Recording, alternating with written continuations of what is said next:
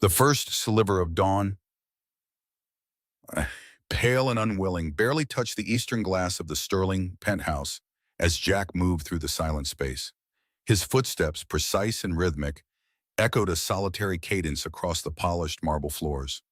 Emma watched him from their king-size bed, the plush silk sheets a cool comfort against her skin, offering no real warmth. The scent of his expensive cologne, crisp and fleeting, was already fading from the air, a whisper of his presence that would soon be gone. His shadow, tall and unyielding, stretched across the room, momentarily obscuring the city lights beginning to prickle to life far below. He paused by the dresser, adjusting the cuff of his impeccably tailored suit jacket, his movements economical and efficient. Not a single thread seemed out of place. He was always perfect, always prepared, always ready for the world outside their gilded cage. A sigh, almost imperceptible, escaped Emma's lips. She pulled the sheet higher, a futile gesture against the chill that seemed to emanate from the very air around them, a chill that seeped deeper than her skin. Jack turned, his piercing blue eyes finding hers in the dim light. There was no softening, no lingering question in his gaze, only a brief, almost clinical acknowledgement. He walked toward the bed, not with the languid grace of a lover, but with the purposeful stride of a man checking off a task. He leaned down, a brief brush of his lips against her forehead, cool and drained. It was his morning ritual, a perfunctory gesture devoid of the emotion she so desperately craved. "Early meeting," he murmured, his voice a low rumble, already distant. "Big deal today." He straightened up, his attention already elsewhere, already on the intricate dance of numbers and power that consumed his waking hours. Emma watched him go, the click of the bedroom door soft, yet final. Then the fainter sound of the front door, the whisper of the elevator descending, and then only silence. The vast penthouse seemed to swallow the last echoes of his departure, leaving Emma utterly alone.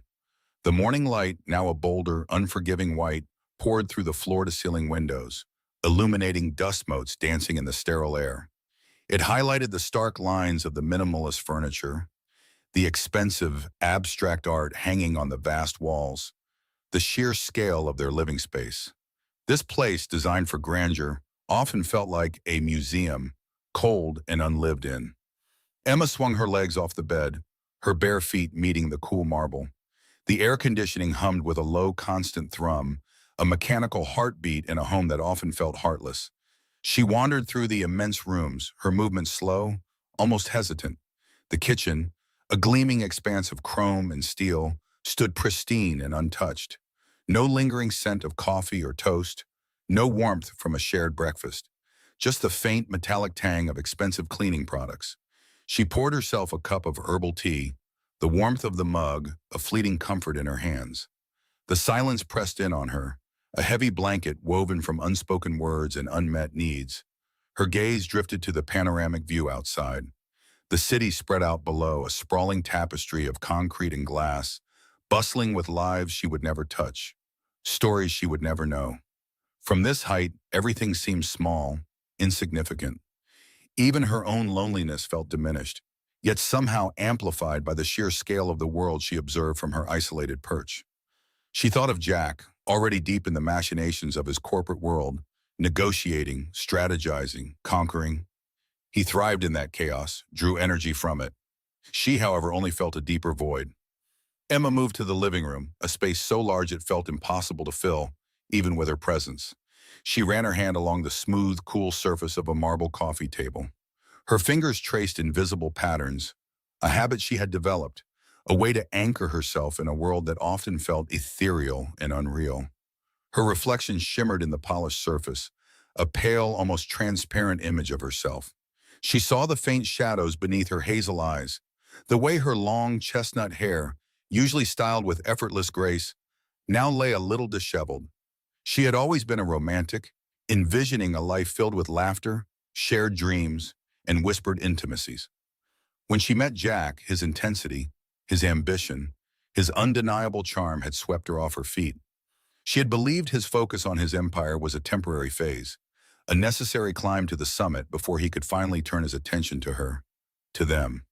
But years had passed and the summit seemed to recede further with every step he took. The empire grew, but their connection withered. A subtle warmth bloomed deep within her abdomen, a soft butterfly-like sensation, delicate yet unmistakable.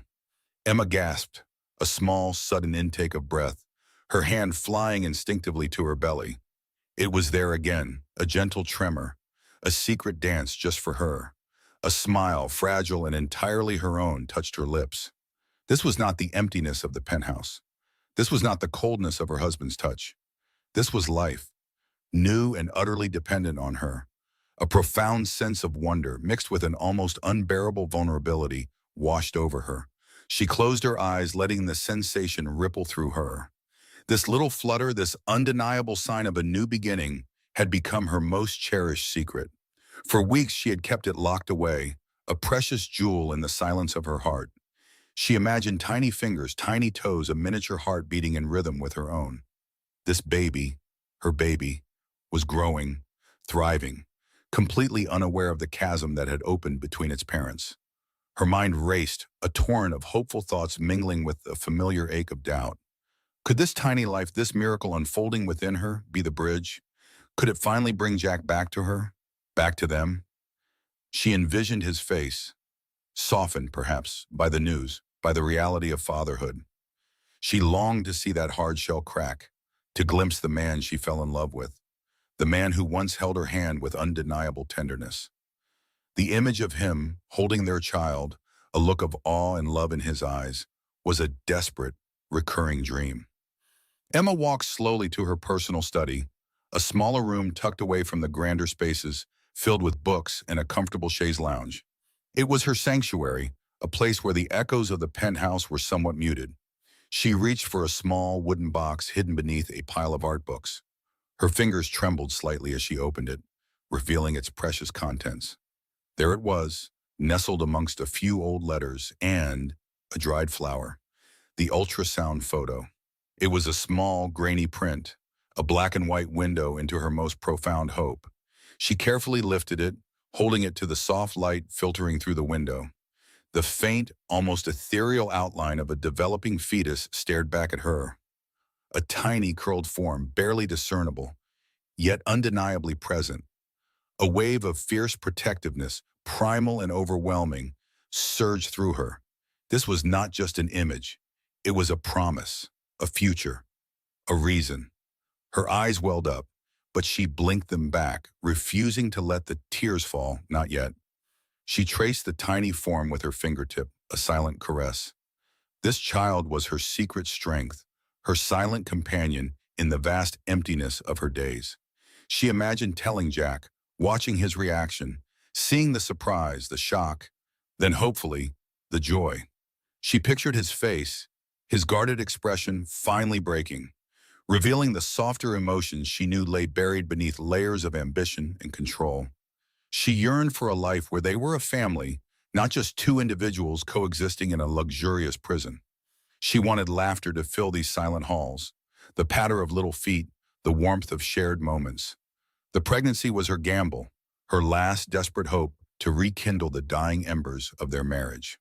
She held the photo closer, pressing it gently against her chest, feeling the faint warmth of her own skin against the cool paper. The dream played out in her mind, vivid and alluring. Jack would come home, tired from his day, and she would meet him at the door, her heart pounding a frantic rhythm against her ribs. She would take his hand, lead him to the quiet intimacy of their study, and then, with bated breath, she would show him the photo. His eyes would widen, a flicker of something she hadn't seen in years. He would lift his gaze to hers, and in that moment, in the shared silence, understanding would dawn. He would pull her close, perhaps even shed a tear, and they would talk about names, about nurseries, about a future that included all three of them. But then, the cold hand of reality would clench around her heart. Jack's face, stoic and unreadable, would flash before her eyes. His tendency to prioritize work above all else, his dismissive words, his emotional distance. A bitter taste filled her mouth, the sharp tang of past disappointments. She had tried before, in smaller ways, to draw him back, to bridge the growing chasm. Each attempt had met with polite but firm resistance, a deflection back to his all-consuming work. She knew the risk. She knew the fragility of her hope. What if this, her most profound secret, her most fervent wish, was also met with that same polite indifference? What if he saw it as another distraction, another demand on his already overscheduled life? The thought was a crushing weight, threatening to steal the very breath from her lungs. She couldn't bear to imagine it. She had to believe this time would be different. This was not just about her anymore. This was about their child. The vastness of the penthouse seemed to grow even larger, the silence even more profound. Emma felt a pang of deep, aching loneliness, sharper than usual. She missed the simple intimacy of shared laughter, the comfort of a hand held without expectation, the easy flow of conversation that wasn't about business or logistics. She missed the Jack who once looked at her as if she were the only woman in the world, the Jack whose eyes held a warmth that could melt any chill. That man felt like a phantom now, a ghost of a past she clutched onto with desperate tenacity. Her fingers locked around the cup of herbal tea she had forgotten, now cold in her hand. If she let go, she knew she'd spill it, a small, inconsequential accident in this perfectly ordered world. But it felt significant, a physical manifestation of her precarious state, her barely held together composure. She had to be strong, not just for herself, but for the tiny life nestled within her.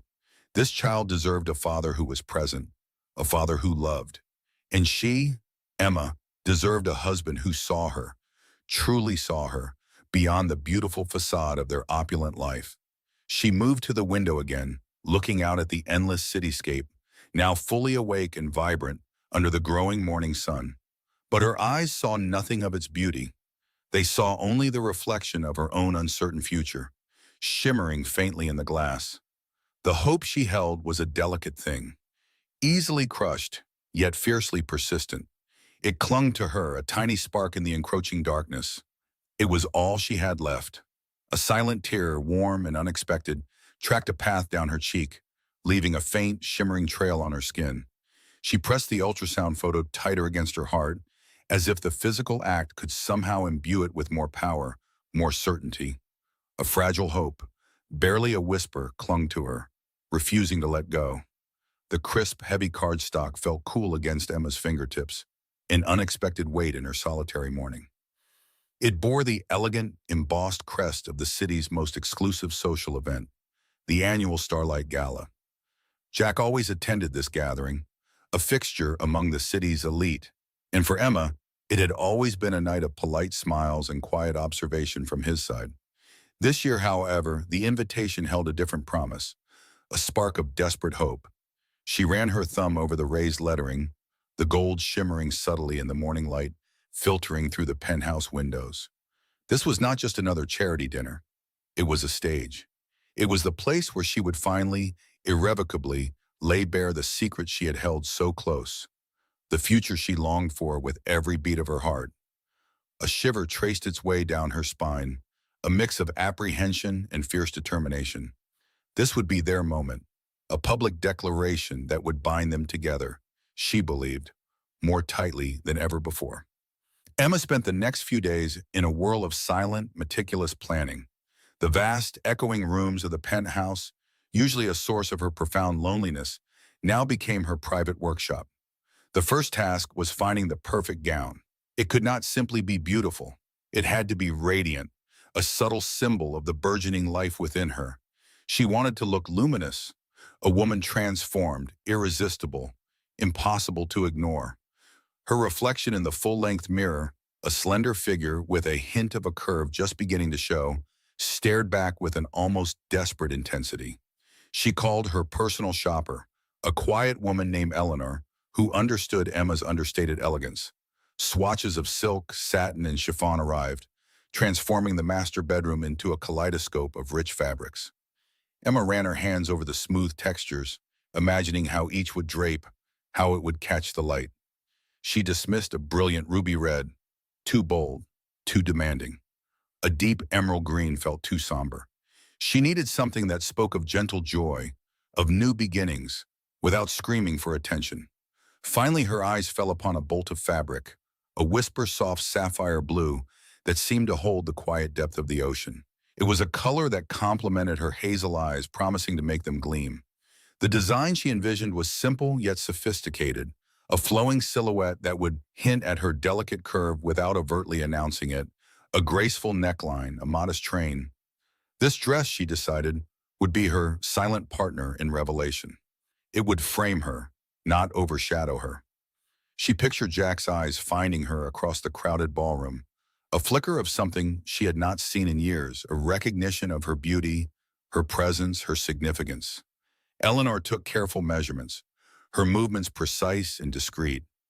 Emma stood still, her mind racing, already composing the words she would speak. The dress was more than cloth. It was an artifact of her hope, a vessel for her dreams. Every stitch, every seam, would be imbued with the magnitude of her intention. She imagined the fabric flowing as she walked, a serene confidence in her step, the gentle sway of the skirt, a prelude to her quiet announcement. This gown was not just for the gala, it was for the future she was trying so desperately to build. Days later, the finished gown arrived, carefully encased in a protective bag.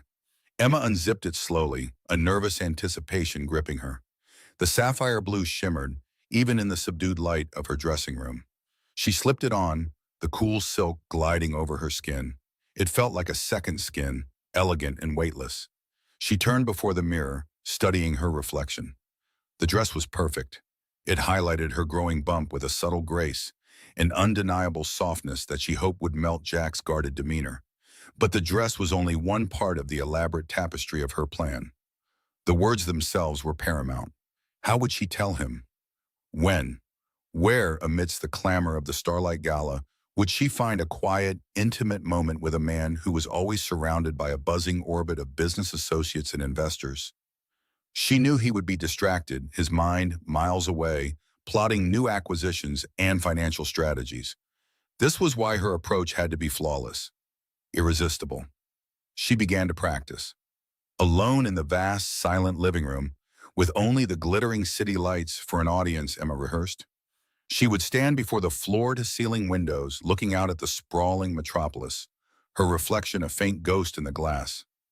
The ultrasound photo, carefully tucked into her pocket, was her anchor, her inspiration. She pulled it out, oozing at the tiny, indistinct shape, a profound tenderness washing over her. "Jack," she whispered to the empty room, her voice a little shaky, "I have something important to tell you." No, that was too formal, too much like a business meeting. He would immediately put up his guard. She tried again, softer this time. "Jack, I have news, wonderful news." But would he understand the depth of it, the miracle she carried? Would he see it as wonderful or merely as a complication in his meticulously ordered life? A cold knot formed in her stomach at the thought. No, it had to be personal, deeply personal, something that touched his heart, if there was still a way to reach it. Her fingers trembled slightly as she smoothed the delicate photo. She closed her eyes, trying to conjure his face, the way his eyes used to crinkle at the corners when he truly smiled, before the relentless pursuit of empire had hardened his gaze. She yearned for that Jack, the one who had once promised her a future filled with laughter and shared dreams. "Jack," she tried, her voice stronger, infusing it with all the warmth and love she still harbored for him. "We are going to be parents." She paused, imagining his reaction. Would his eyes widen?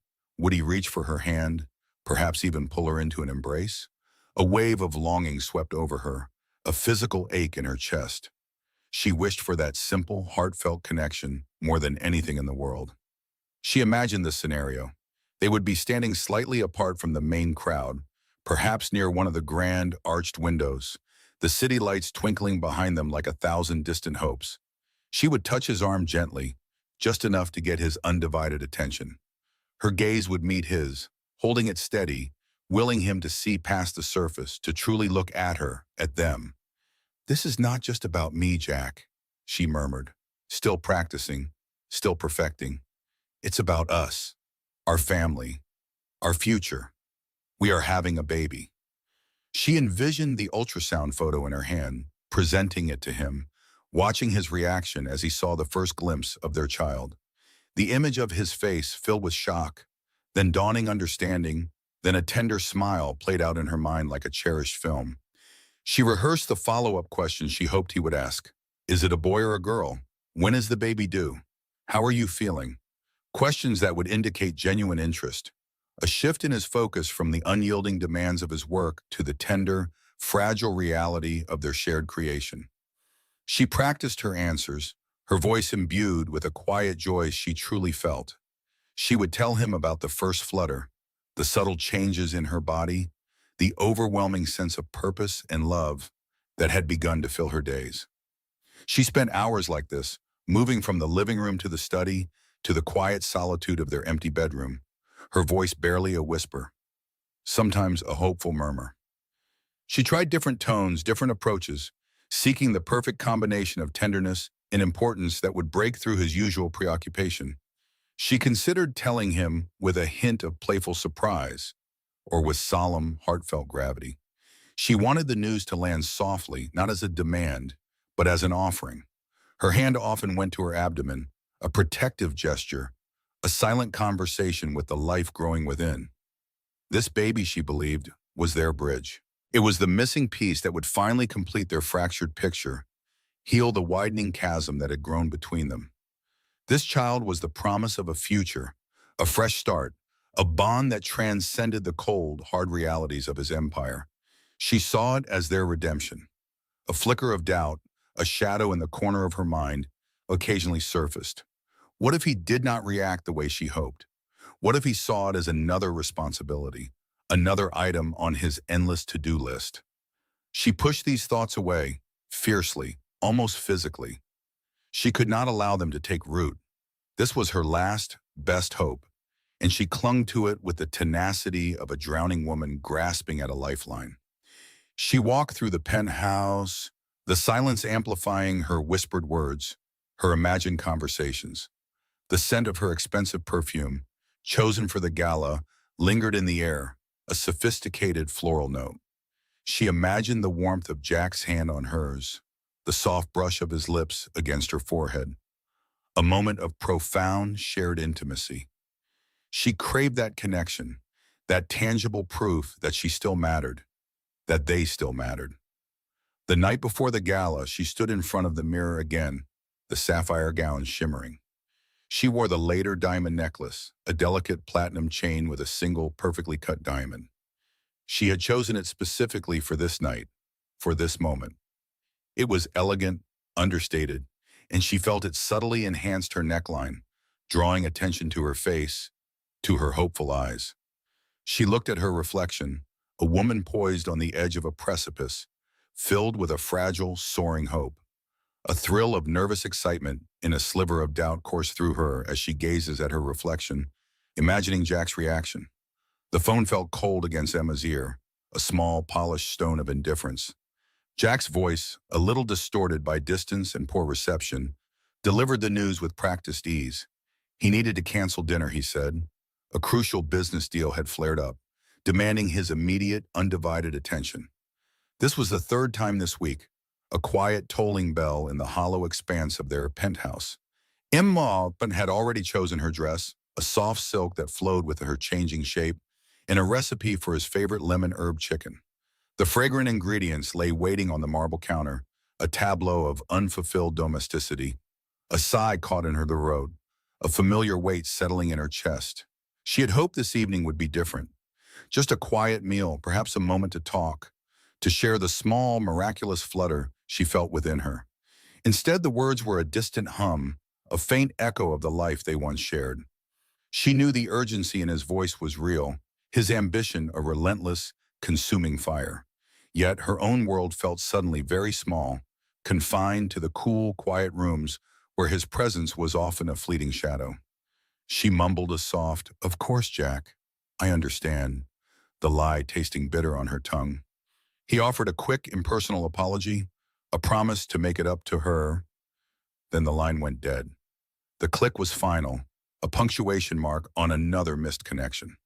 She walked to the dining table, already set with their finest china, the flickering candlelight casting long, lonely shadows. The scent of fresh flowers in the centerpiece seemed to mock her, a vibrant splash of life in an otherwise still room. She reached out, her fingers tracing the delicate curve of a wine glass, cool and empty. Her heart ached with a quiet, persistent throb. Later that evening, after a solitary meal she barely tasted, Emma found Jack briefly in his study. The room was always filled with the scent of old leather and his expensive coffee, a stark contrast to the light floral notes she preferred. He sat hunched over his massive desk, a constellation of screens glowing with complex data. His dark hair fell slightly over his forehead as he scrolled through a financial report, his brow furrowed in concentration. She watched him for a moment, her hope a fragile bird fluttering in her chest. "Jack," she began softly, her voice almost lost in the faint hum of his computers. He didn't look up, only offered a small, almost imperceptible nod. "I was hoping we could talk for a moment." She moved closer, standing just at the edge of his peripheral vision, trying not to disrupt his focus too much. She wanted to tell him how she felt, the increasing isolation, the quiet fear that grew with each passing day. She wanted to tell him about the baby, to share the secret that was both a burden and her greatest joy. He finally turned his head, his piercing blue eyes momentarily meeting hers, but they seemed distant, already retreating. "Is everything all right, Emma?" he asked, his tone clipped, efficient, as if measuring the precious seconds her question consumed. He didn't wait for a reply, already turning his gaze back to a scrolling chart on his monitor. He shifted a stack of papers with his left hand, signaling his divided attention. Emma's shoulders slumped almost imperceptibly. She tried again, choosing her words with care. "It's just that I feel a little disconnected sometimes." Her voice was soft, laced with a vulnerability she rarely allowed herself to show. She reached out, placing a tentative hand on his arm, hoping to ground him, to bring him back to her. His skin felt cool beneath her touch, almost as if he were a statue. He gave her a quick, distracted pat on her hand, a perfunctory gesture devoid of warmth. "Darling, I know I've been busy," he said, his eyes still scanning the data. "It's a critical time for the company. You know how these things go." He offered a generic assurance, a well-worn phrase he pulled out whenever their lives clashed with his relentless work schedule. "Just bear with me for a little while longer, and everything will settle down. We'll have plenty of time for us, I promise." The words felt empty, echoing in the vastness of the room. She had heard them countless times before, a familiar refrain that had lost all meaning. His promise was a phantom, always receding, never quite materializing. He wasn't truly listening, not with his heart, not with his full attention. The light from his screens cast an artificial glow on his face, highlighting the lines of stress, but never illuminating a path back to her. Her hand fell away from his arm, the brief contact doing nothing to bridge the growing chasm. She wanted to scream, to shake him, to demand that he truly look at her. Instead, a lump formed in her throat, thick and unyielding. The air in the study felt heavy, laden with unspoken words and unaddressed emotions. She retreated a step, her fingers unconsciously going to her belly, a silent comfort. He barely noticed her departure, already immersed once more in the glowing numbers, the charts, the invisible threads of his financial empire. Later that night, the soft glow of a lamp in the living room was the only light Emma allowed herself. The city lights twinkled outside the panoramic windows, a million distant stars that felt closer than her own husband. She was curled on the sofa, a thick cashmere blanket wrapped around her, a book open but unread in her lap. The silence of the penthouse was usually a comfort, a serene backdrop to her days. But tonight it felt oppressive, amplifying the growing distance between her and Jack. Then the low murmur of his voice drifted from his study. The door was slightly ajar, a sliver of light escaping into the hallway. She wasn't trying to eavesdrop, but the sound was clear enough, and the sudden shift in his tone caught her attention.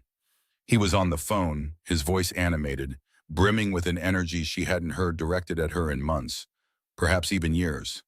"Yes, the acquisition is perfectly aligned," he said, his voice rising with conviction. "The synergies are undeniable. We'll dominate the sector within 18 months. Mark my words." There was a vibrant intensity in his tone, a palpable excitement that made her stomach clench. He spoke of projections, market shares, and strategic maneuvers with a passion that felt almost like a physical presence in the air. Emma pressed her hand to her chest, a sharp pang of something akin to jealousy piercing her. He described the potential profits with a thrill that quickened his words.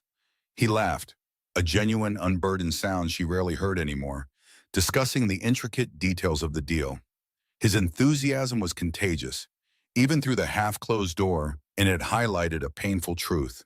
He poured his very essence into his work, into these invisible empires, leaving so little for the life waiting for him at home. Her fingers tightened on the blanket, the soft wool doing little to soothe the chill spreading through her. She heard him pacing slightly, the faint sound of his footsteps a rhythm of dedication she understood but deeply resented. He was alive in that conversation, vibrant and fully engaged, painting a future of power and success. And she, his wife, the woman carrying his child, felt like a mere footnote in that grand narrative. The air conditioner hummed softly, a constant low drone. The scent of Jack's expensive cologne, left over from his brief presence earlier, seemed to linger mockingly in the living room. It was a scent that once promised warmth and security, but now only spoke of absence. A wave of profound loneliness washed over her, a desolate tide pulling her further out to sea. She closed her eyes, the image of his animated face, bright with purpose and focus, burned into her mind. It was a face she longed to see directed at her, to know that she, or their future child, could evoke even a fraction of that intensity. But it never did. She was a quiet harbor, while he was a ship constantly sailing toward new, distant shores. A tear escaped, tracing a cold path down her cheek. It landed on the cashmere, a small, dark stain that quickly disappeared. She pushed herself up from the sofa, the heavy blanket falling to the floor with a soft sigh. Her feet moved silently across the polished marble, each step echoing the emptiness she felt. The sound of Jack's enthusiastic voice continued to filter from his study, a stark reminder of where his heart truly resided. She walked towards their bedroom, the long corridor stretching before her like an endless tunnel. The vastness of the penthouse felt suffocating, every room too large, too quiet. The silence here amplified the chasm, an invisible, ever-widening canyon between them. It was a space designed for two, yet she felt utterly alone within its luxurious walls, the most expensive prison she had ever known. She reached her room, the door closing with a soft, final click behind her. The vast penthouse held its breath, a grand, silent sentinel to Emma's quiet despair. Every polished surface, every towering window seemed to reflect the emptiness that had settled deep within her after Jack's latest dismissal. She traced the cold rim of a teacup with her finger, the delicate ceramic offering no comfort against the chill in her heart. Then a sudden, insistent knock echoed from the main door, a sound so unexpected it startled her. Emma pushed herself from the sofa, her legs feeling strangely heavy as she walked across the marble floor. She peered through the peephole to see Sarah, her best friend, standing there, a vibrant splash of color against the subdued tones of the hallway. A wave of relief, warm and immediate, washed over Emma. Sarah's presence always felt like a breath of fresh air, a connection to a world beyond the gilded cage of her marriage. She pulled the door open, a small, genuine smile finally touching her lips. "Emma, my love," Sarah said, her voice a comforting balm. She stepped inside, bringing with her the scent of fresh rain and something vaguely floral, a welcome change from the sterile perfection of the penthouse. Sarah's eyes, bright and perceptive, scanned Emma's face, a flicker of concern crossing them. "You look a little fragile. Everything all right?" Emma offered a weak shrug, motioning for Sarah to come further in. "Just tired, I suppose, the usual." She led the way to the living room, the space feeling less cavernous with Sarah's bustling energy filling some of its corners. Sarah settled onto the plush sofa, her bright handbag a cheerful contrast against the expensive fabric. "The usual doesn't usually make you look like you've been wrestling a particularly stubborn ghost," Sarah observed gently, her gaze unwavering. "Come on, spill. It's the gala tonight, isn't it? Still nervous about telling Jack?" Emma's fingers tightened around her teacup again. The words caught in her throat, a lump of anxiety and unshared secrets. She wanted to tell Sarah to unload the crushing weight of her hopes and fears, but a strange superstition held her back. This news, this child, felt like a fragile, precious thing, meant only for Jack first. Sharing it with anyone else before him felt like jinxing her last desperate gamble. It's just Iblanda pressure, Emma admitted, choosing her words carefully. The scent of Sarah's shampoo, a familiar and comforting aroma, reached her. You know how these events are, all eyes on you, all those expectations. She avoided Sarah's penetrating stare, instead focusing on a distant cloud visible through the floor-to-ceiling windows. Sarah reached across the low table, her warm hand covering Emma's. The touch was grounding, real. I know it is, sweetheart, but you always shine. You always have. Remember that night at the charity ball, when your zipper broke right before you went on stage to present the award? A small laugh escaped Emma, a genuine sound that had been absent for days. You fixed it with a paperclip and still look like a queen. You're stronger than you think, Emma. The words were meant to be encouraging, and a part of Emma clung to them, but another part felt a pang of resentment. Sarah saw her strength, but did Jack? Emma wished Sarah understood the true nature of the pressure, the sheer magnitude of what this one night meant. It wasn't about a broken zipper, it was about a potentially broken future, mended or shattered by a single conversation.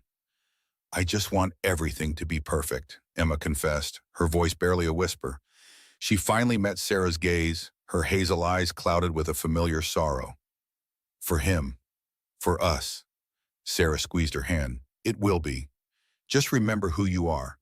You're Emma Sterling. You're brilliant and kind, and anyone would be lucky to have you. Especially Jack. There was a subtle emphasis on the last two words, a hint of something unsaid, a quiet caution beneath the warmth. Emma felt it, a small prick of unease, but pushed it down. She needed to believe. She had to. They talked for another hour, mostly about trivial things, about Sarah's latest work project, about mutual acquaintances. But Sarah's watchful eyes kept returning to Emma, noticing the way her hand instinctively went to her stomach sometimes, the faint shadows beneath her eyes, the persistent worry etched around her mouth. As Sarah finally stood to leave, she gave Emma a long hug. Call me tonight, okay? Sarah murmured, her voice soft against Emma's ear. No matter what, I'll be waiting up. Emma nodded, holding on to the hug a moment longer than usual, drawing strength from her friend's steadfast presence. I will, thank you, Sarah, for everything. After Sarah left, the penthouse seemed to close in again, the silence amplified by the recent warmth. Emma knew what she needed to do. This evening was her last chance. She had to prepare not just her appearance, but her very soul, for the confrontation that lay ahead. She walked to her elaborate dressing room, a space filled with designer gowns and glittering jewels, yet often felt as empty as the rest of the house. She ran a bath, pouring in fragrant oils that turned the water milky and released a calming lavender scent. Submerging herself in the warm water, Emma closed her eyes, trying to wash away the lingering anxieties, the dust of past disappointments. The heat seeped into her muscles, relaxing them, but her mind still raced. Every detail had to be perfect. Jack admired perfection. He expected it. If she looked flawless, radiant, perhaps he would finally truly see her. An hour later, her skin glowing, her hair wrapped in a soft towel, Emma began the meticulous ritual of getting ready. She chose the gown she had envisioned for this night months ago, a shimmering midnight blue silk, elegant and understated, designed to fall gracefully over her subtly changing figure. As she slipped it on, the cool fabric slid against her skin, a luxurious whisper. She stood before the full-length mirror, turning slowly. The dress highlighted her collarbones, the gentle slope of her shoulders, and hinted at the new life blooming within her. It was beautiful, undeniably so. Next came her hair. She carefully styled her long chestnut brown hair into soft waves, letting them cascade over one shoulder. Each pin, each brushstroke was a conscious act of hope. She applied her makeup with a precise hand, highlighting her hazel eyes, adding a touch of color to her lips. She wanted to look sophisticated, radiant, but also approachable. She wanted to look like the woman he fell in love with, but also like the mother of his child. Her gaze fell upon the jewelry box on her vanity. Inside, nestled on black velvet, lay the diamond necklace she had chosen. It was a delicate platinum chain with a single perfectly cut diamond, glittering with a quiet fire. She had picked it herself weeks ago, imagining Jack's admiring glance when she wore it. She remembered the sales assistant calling it the Constellation Necklace, saying it was meant to capture a single perfect star. Now Emma thought of it as her later necklace, a grim premonition that she desperately tried to ignore. She lifted it, the platinum cool against her fingertips. She fastened the clasp at the back of her neck, feeling the weight of the diamond settle just above her décolletage. It sparkled with every breath she took, a tiny beacon of her immense hope. She stared at her reflection. She looked stunning. Her heart beat a little faster, a mixture of anticipation and fear churning in her stomach. Would this be enough? Would this carefully curated image finally pierce through Jack's walls? A nervous tremor ran through her as she thought of the next step. It was a risky move, a silent plea that could either open his eyes or be completely overlooked.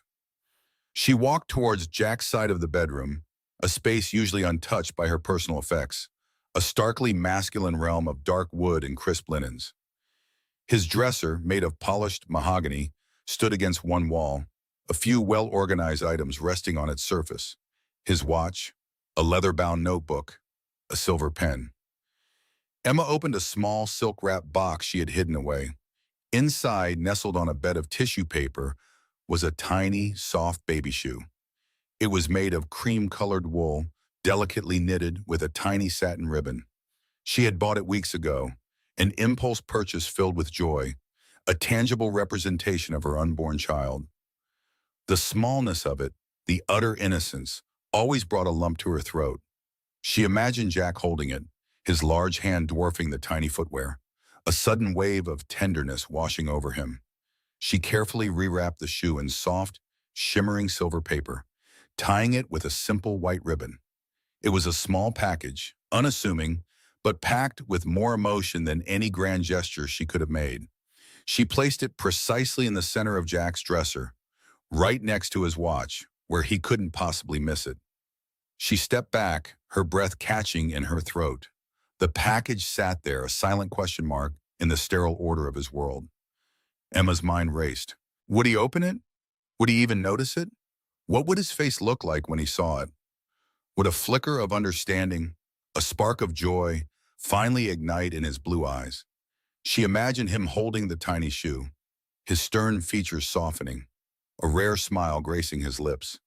She pictured him turning to her, pulling her close, his arms a protective embrace around her and their unborn child. The warmth of that imagined moment was almost unbearable, a stark contrast to the cold reality of his absence. She touched the cool surface of the dresser, her fingertips lingering near the small package. A fragile hope, a desperate, shimmering thread, clung to her. This was not just a gift. It was a promise, an invitation, a silent scream for connection. She longed for him to see it, to understand its profound meaning, before she even had to utter a single word. She wanted his reaction to be genuine, unforced, a true reflection of his heart.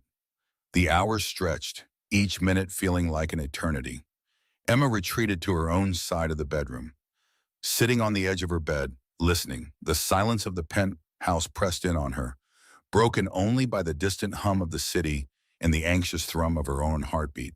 She waited, her gaze fixed on the doorway, her ears straining for the familiar sound of his key in the lock, the soft click of the elevator, the heavy tread of his footsteps. The sky outside the massive windows deepened to an inky black, dotted with the city's glittering lights. The appointed time for the gala approached rapidly, and still, Jack was not home. Emma's carefully applied makeup felt heavy on her skin, her elegant gown suddenly restrictive. The initial flush of hope began to cool, replaced by a familiar, gnawing anxiety. The scent of lavender from her bath had faded, leaving only the faint, expensive aroma of her perfume. Then finally she heard it.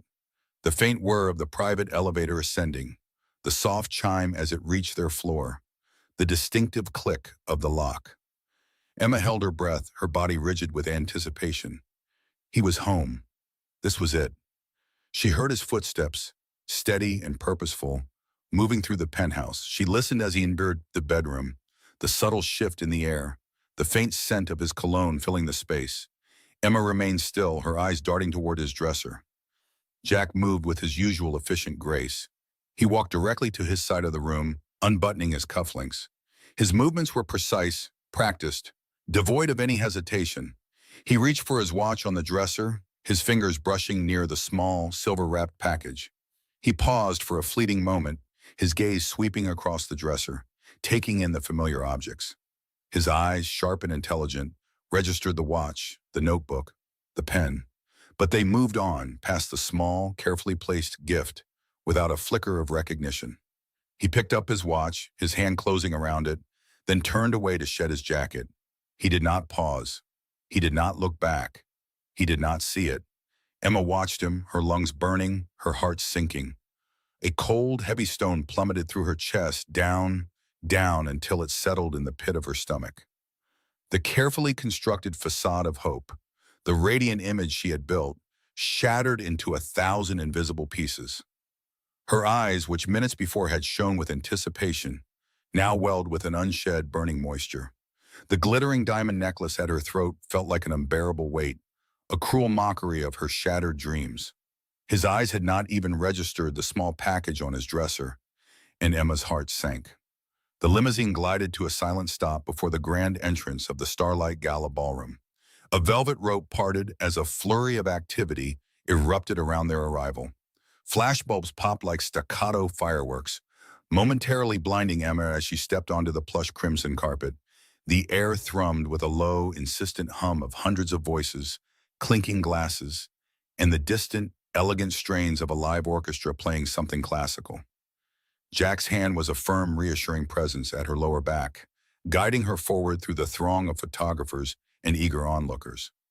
His presence was a familiar anchor, yet even now a slight chill traced her spine, a premonition she tried to push away. The opulent ballroom swallowed them whole, a glittering cavern of crystal and polished marble. Towering chandeliers, each a galaxy of light, spilled a warm golden glow across the polished floor. The scent of expensive perfumes and freshly cut white lilies mingled, creating a heady, almost overwhelming atmosphere. Emma clutched her small, beaded clutch a little tighter, her fingers locking around the delicate clasp. The noise was a physical thing, a living entity that pressed in from all sides. She could feel the vibration of laughter and conversation in the very air around her. Her eyes darted across the room, taking in the sea of tailored suits and shimmering gowns, each face a mask of practiced charm and casual wealth. Jack, ever the shark in his natural waters, was instantly in motion. Before Emma could even fully adjust to the dazzling spectacle, he was already being pulled away, a magnet to power and influence. A tall man with a silver mane and a booming laugh clasped Jack's shoulder, drawing him into a rapid-fire exchange about market trends. Jack offered Emma a quick, almost imperceptible nod and a fleeting, business-like smile, a signal that he would be back, but not just yet. It was a gesture she knew all too well. It spoke of priorities that always placed her second, or third, or simply out of sight. Emma watched him go, a familiar emptiness blooming in her chest, even amidst the lavish crowd. The small, perfectly cut diamond of her necklace, chosen with such hope earlier that day, felt suddenly heavy against her collarbone. She had picked it because it sparkled with a quiet promise, a symbol of the future she envisioned. Now its cold weight seemed to mock her. Her gaze followed Jack as he seamlessly transitioned from one powerful handshake to another, his voice a low, confident murmur in the symphony of the gala. He looked so at ease, so entirely himself in this world of high stakes and fleeting smiles. His dark suit made him appear even more commanding, his posture unwavering as he navigated the intricate dance of networking. She felt a wave of dizziness, not from the heat or the crowds, but from the sudden, stark realization of her isolation. Here, in a room full of hundreds, she felt utterly alone. She smoothed her hand over the gentle curve of her abdomen, a silent reassurance to the new life stirring within her. This secret, her precious news, felt like a fragile bird cupped in her hands, vulnerable to the harsh realities of this glittering world. She had imagined this night so differently. She had pictured them arriving together, his arm around her, a shared excitement building. She had envisioned his eyes, filled with warmth and pride, when she finally whispered her incredible news. But his eyes were now solely focused on a potential investor, gleam of ambition rather than affection. Emma found herself drifting towards a less crowded corner, near a large window that offered a dizzying view of the city lights below. The city, usually a source of comfort, now seemed to mirror her own fragmented feelings. Each tiny light was a distant, separate entity, much like the conversations that swirled around her, none of them truly connecting to her. She watched Jack from this small distance, a silent observer in her own life. He was discussing something with an animated group of men, his hands gesturing with precision, his face alight with an intensity she rarely saw directed at her. The sound of his confident laughter, though muffled by the distance, reached her. It was a sound she loved, but tonight it felt like a barrier, a signal that she was on the outside looking in. Her rehearsed words, so carefully chosen and practiced before the mirror, now felt like a foreign language. How could she inject joy and intimacy into this cold public spectacle? How could she bridge the vast distance that had opened between them in just a few short minutes? Each passing minute felt like an hour, pulling the moment she had so desperately anticipated further and further away. Her stomach tightened with a nervous ache. She longed to feel his hand again, to hear him speak her name with genuine care, not just as an acknowledgement in passing. A waiter glided past, offering a tray of champagne flutes. Emma politely declined, her gaze still fixed on Jack. She needed to be clear-headed for this. She needed to be ready for his reaction, whatever it might be.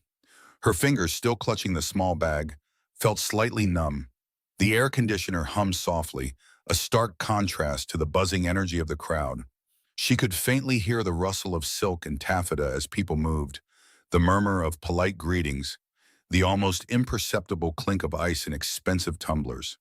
It was a world of carefully constructed facades, where emotions were often hidden beneath layers of etiquette and ambition. She felt a tremor run through her, a mix of anxiety and a deep, gnawing disappointment.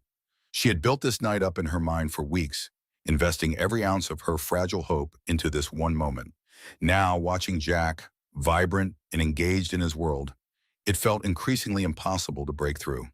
He was a force of nature in this environment, utterly absorbed. Her presence seemed to shrink in comparison, becoming almost invisible against the backdrop of his towering ambition. She was a silent spectator at the periphery of his life. The thought of approaching him, of trying to interject her profound news into a conversation about quarterly earnings or a new acquisition, made her heart pound with a frantic rhythm. Her throat felt dry, constricted.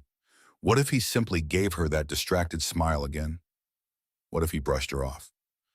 The later from their previous conversations echoed in her mind, a haunting refrain. She could not bear another later. Not tonight, not for this. The weight of her secret, of the new life growing within her, pressed down on her, making each breath feel shallow. She moved slightly, trying to find a better vantage point, a way to catch his eye. But the crowd was thick, a living wall of bodies and glittering fabric. Each time she thought she saw a gap, it closed, as if intentionally blocking her path.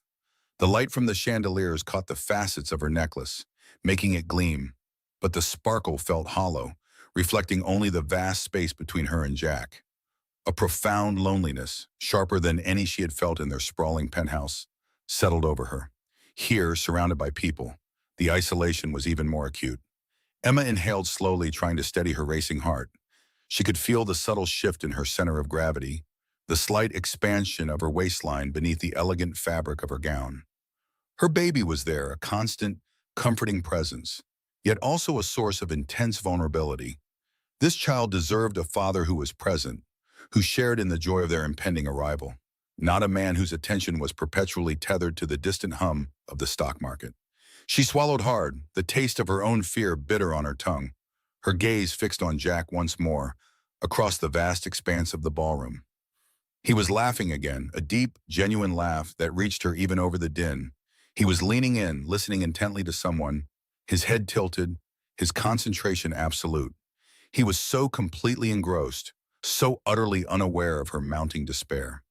The hours she had spent planning, the hopes she had nurtured, the delicate surprise she carried within her, all seemed to shrink into insignificance in the face of his formidable focus. The magic she had hoped to create felt utterly out of reach. A knot formed in Emma's stomach as she realized the perfect moment was slipping away. Jack's back still turned to her. The rhythmic pulse of the gala music seemed to mock her, each beat a stark reminder of the passing time. Jack's broad shoulders, still turned away, formed an impenetrable wall. The knot in Emma's stomach tightened, a cold, hard stone of anxiety settling deep within her.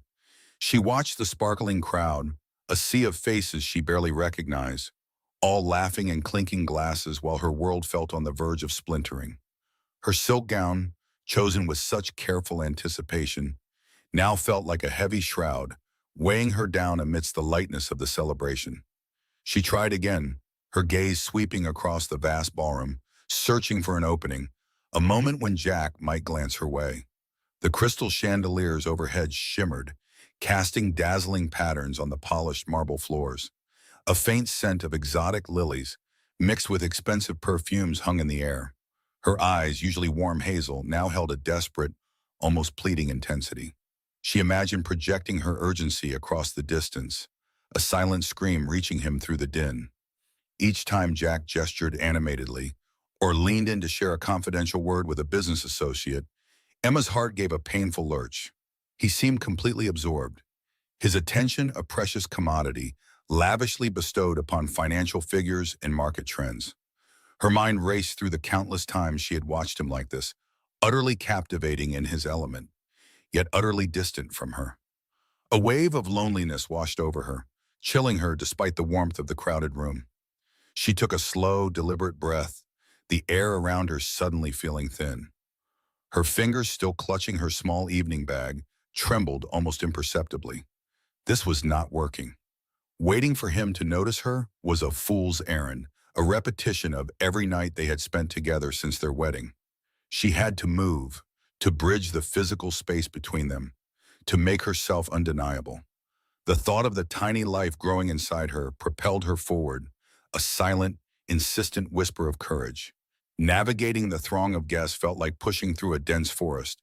Emma offered polite, strained smiles, murmuring apologies as she weaved between clusters of conversing power brokers.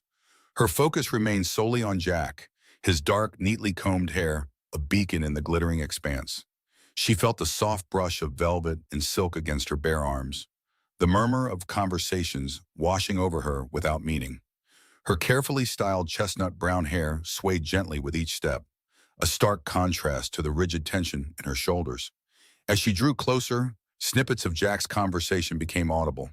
He was discussing a potential merger, his voice low and authoritative, brimming with an almost tangible excitement. Emma noted the way his blue eyes, usually so guarded, lit up when he spoke of his empire. A pang of something sharp and cold pierced her chest. She yearned for him to look at her with even a fraction of that intensity, that unbridled passion. The single diamond on her necklace, meant to catch his eye, felt cold against her skin. She paused a few feet away, observing him, gathering her resolve. He was laughing now, a brief, genuine chuckle that rarely escaped his lips outside of business dealings. He always said he loved her, but his actions, his complete immersion in this world, spoke a different language entirely. A language she was slowly learning to interpret as profound indifference.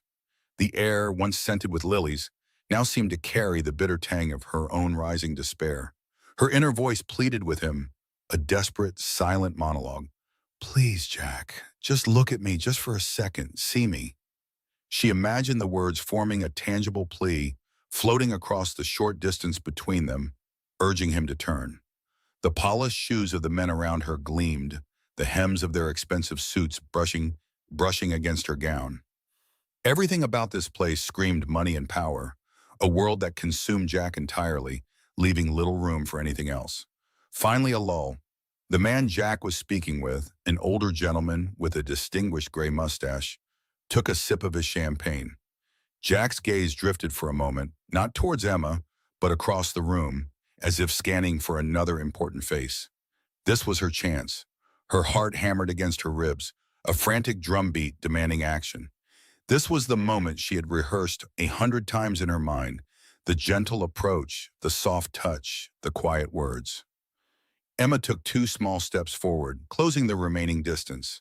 She reached out, her hand trembling slightly, and gently touched his arm. The fine wool of his tailored suit felt smooth beneath her fingertips, a luxurious barrier. She could feel the solid muscle of his bicep, the subtle warmth of his skin beneath the fabric.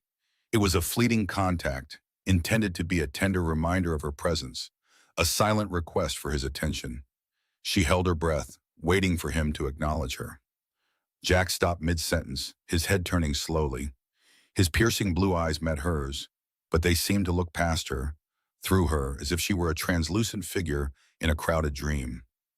A brief, almost imperceptible smile touched his lips, a social reflex honed over years of public appearances.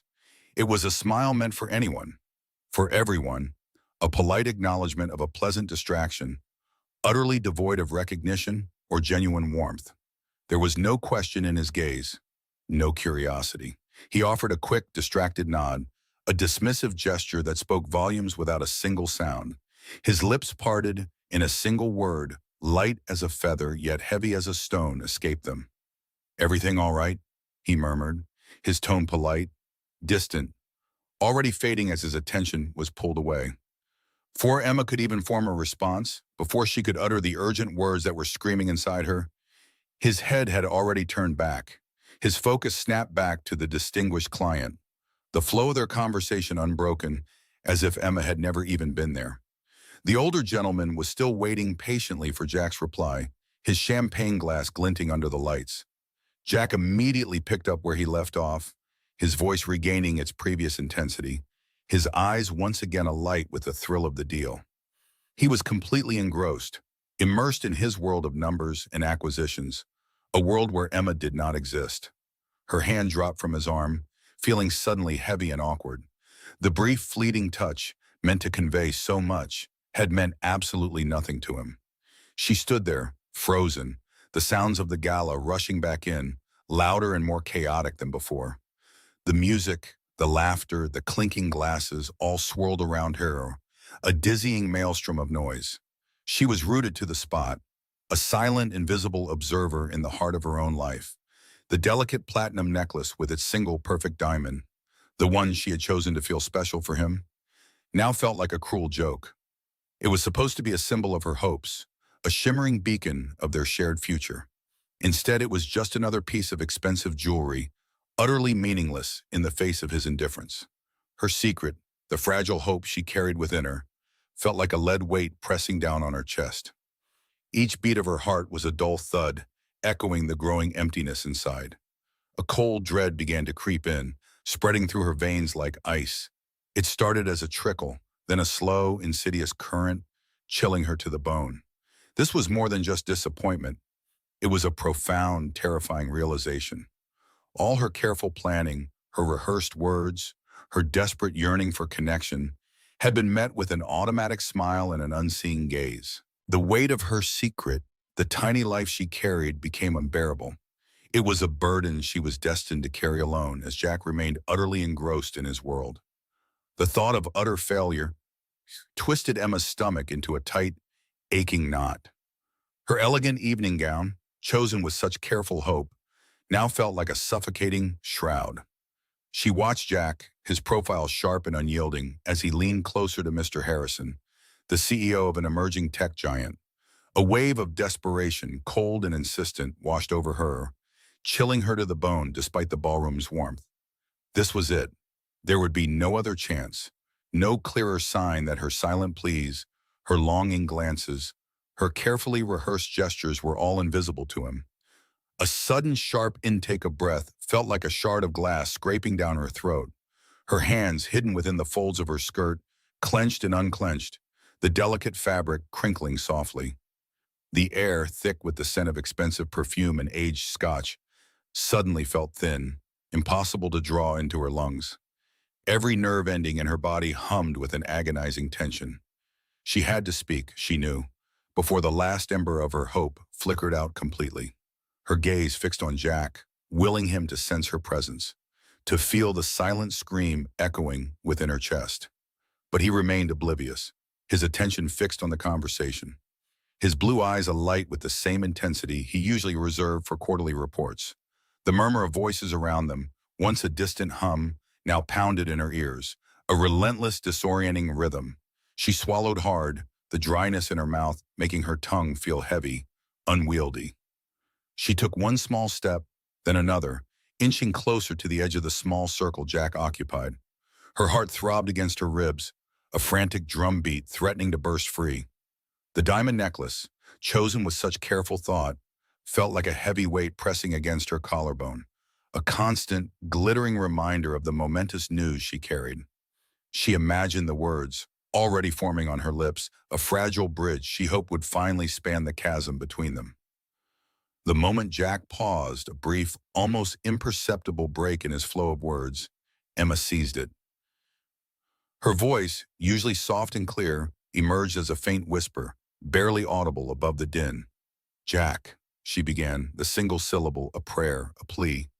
He turned his head slightly, his eyes briefly flicking toward her, a momentary acknowledgement that she was there. A spark of hope, fragile and fleeting, ignited deep within her. "I have something important to tell you," she continued, her voice gaining a fraction of strength, though still hushed. "About us. About our future." The words were out, hanging in the air between them, laced with all the unspoken dreams and desperate wishes she carried. Her gaze pleaded with him, searching for any sign of recognition, any hint that he understood the gravity of her message. Jack's eyes, however, seemed to glide past her, focusing instead on the polished marble floor for a second, then back to Mr. Harrison. His hand, which had been gesturing animatedly, dropped to his side. He offered her a quick, almost imperceptible nod, a gesture so fleeting it might have been imagined. It was a movement that lacked warmth, lacked curiosity, lacked anything but a fleeting acknowledgement of her interruption. Then, with a casualness that pierced her soul more deeply than any sharp retort, he uttered the single word, "Later." The sound was flat, devoid of emotion, a mere placeholder, a dismissal. It hung in the air, a cruel, mocking echo of her own carefully chosen words. He didn't even turn his body fully towards her, his attention already shifting back to the waiting CEO. The conversation resumed, seamless and unbroken, as if Emma had never spoken at all. Her entire being froze. The world seemed to tilt on its axis, the vibrant colors of the ballroom dimming, losing their luster. The word "later" reverberated through her mind, not as a promise, but as a sentence. It wasn't a deferral, it was an erasure. Her carefully constructed hopes, her months of silent longing, her secret joy, all of it collapsed in that one dismissive syllable. Her fingers, which had been clutching the fabric of her dress, went numb. A searing pain bloomed in her chest, sharp and excruciating, as if a physical blow had landed directly on her heart. She felt herself swaying slightly, the intricate patterns on the marble floor swirling before her eyes. The opulent chandeliers above, once glittering symbols of glamour, now felt like menacing, jagged crystals, ready to fall.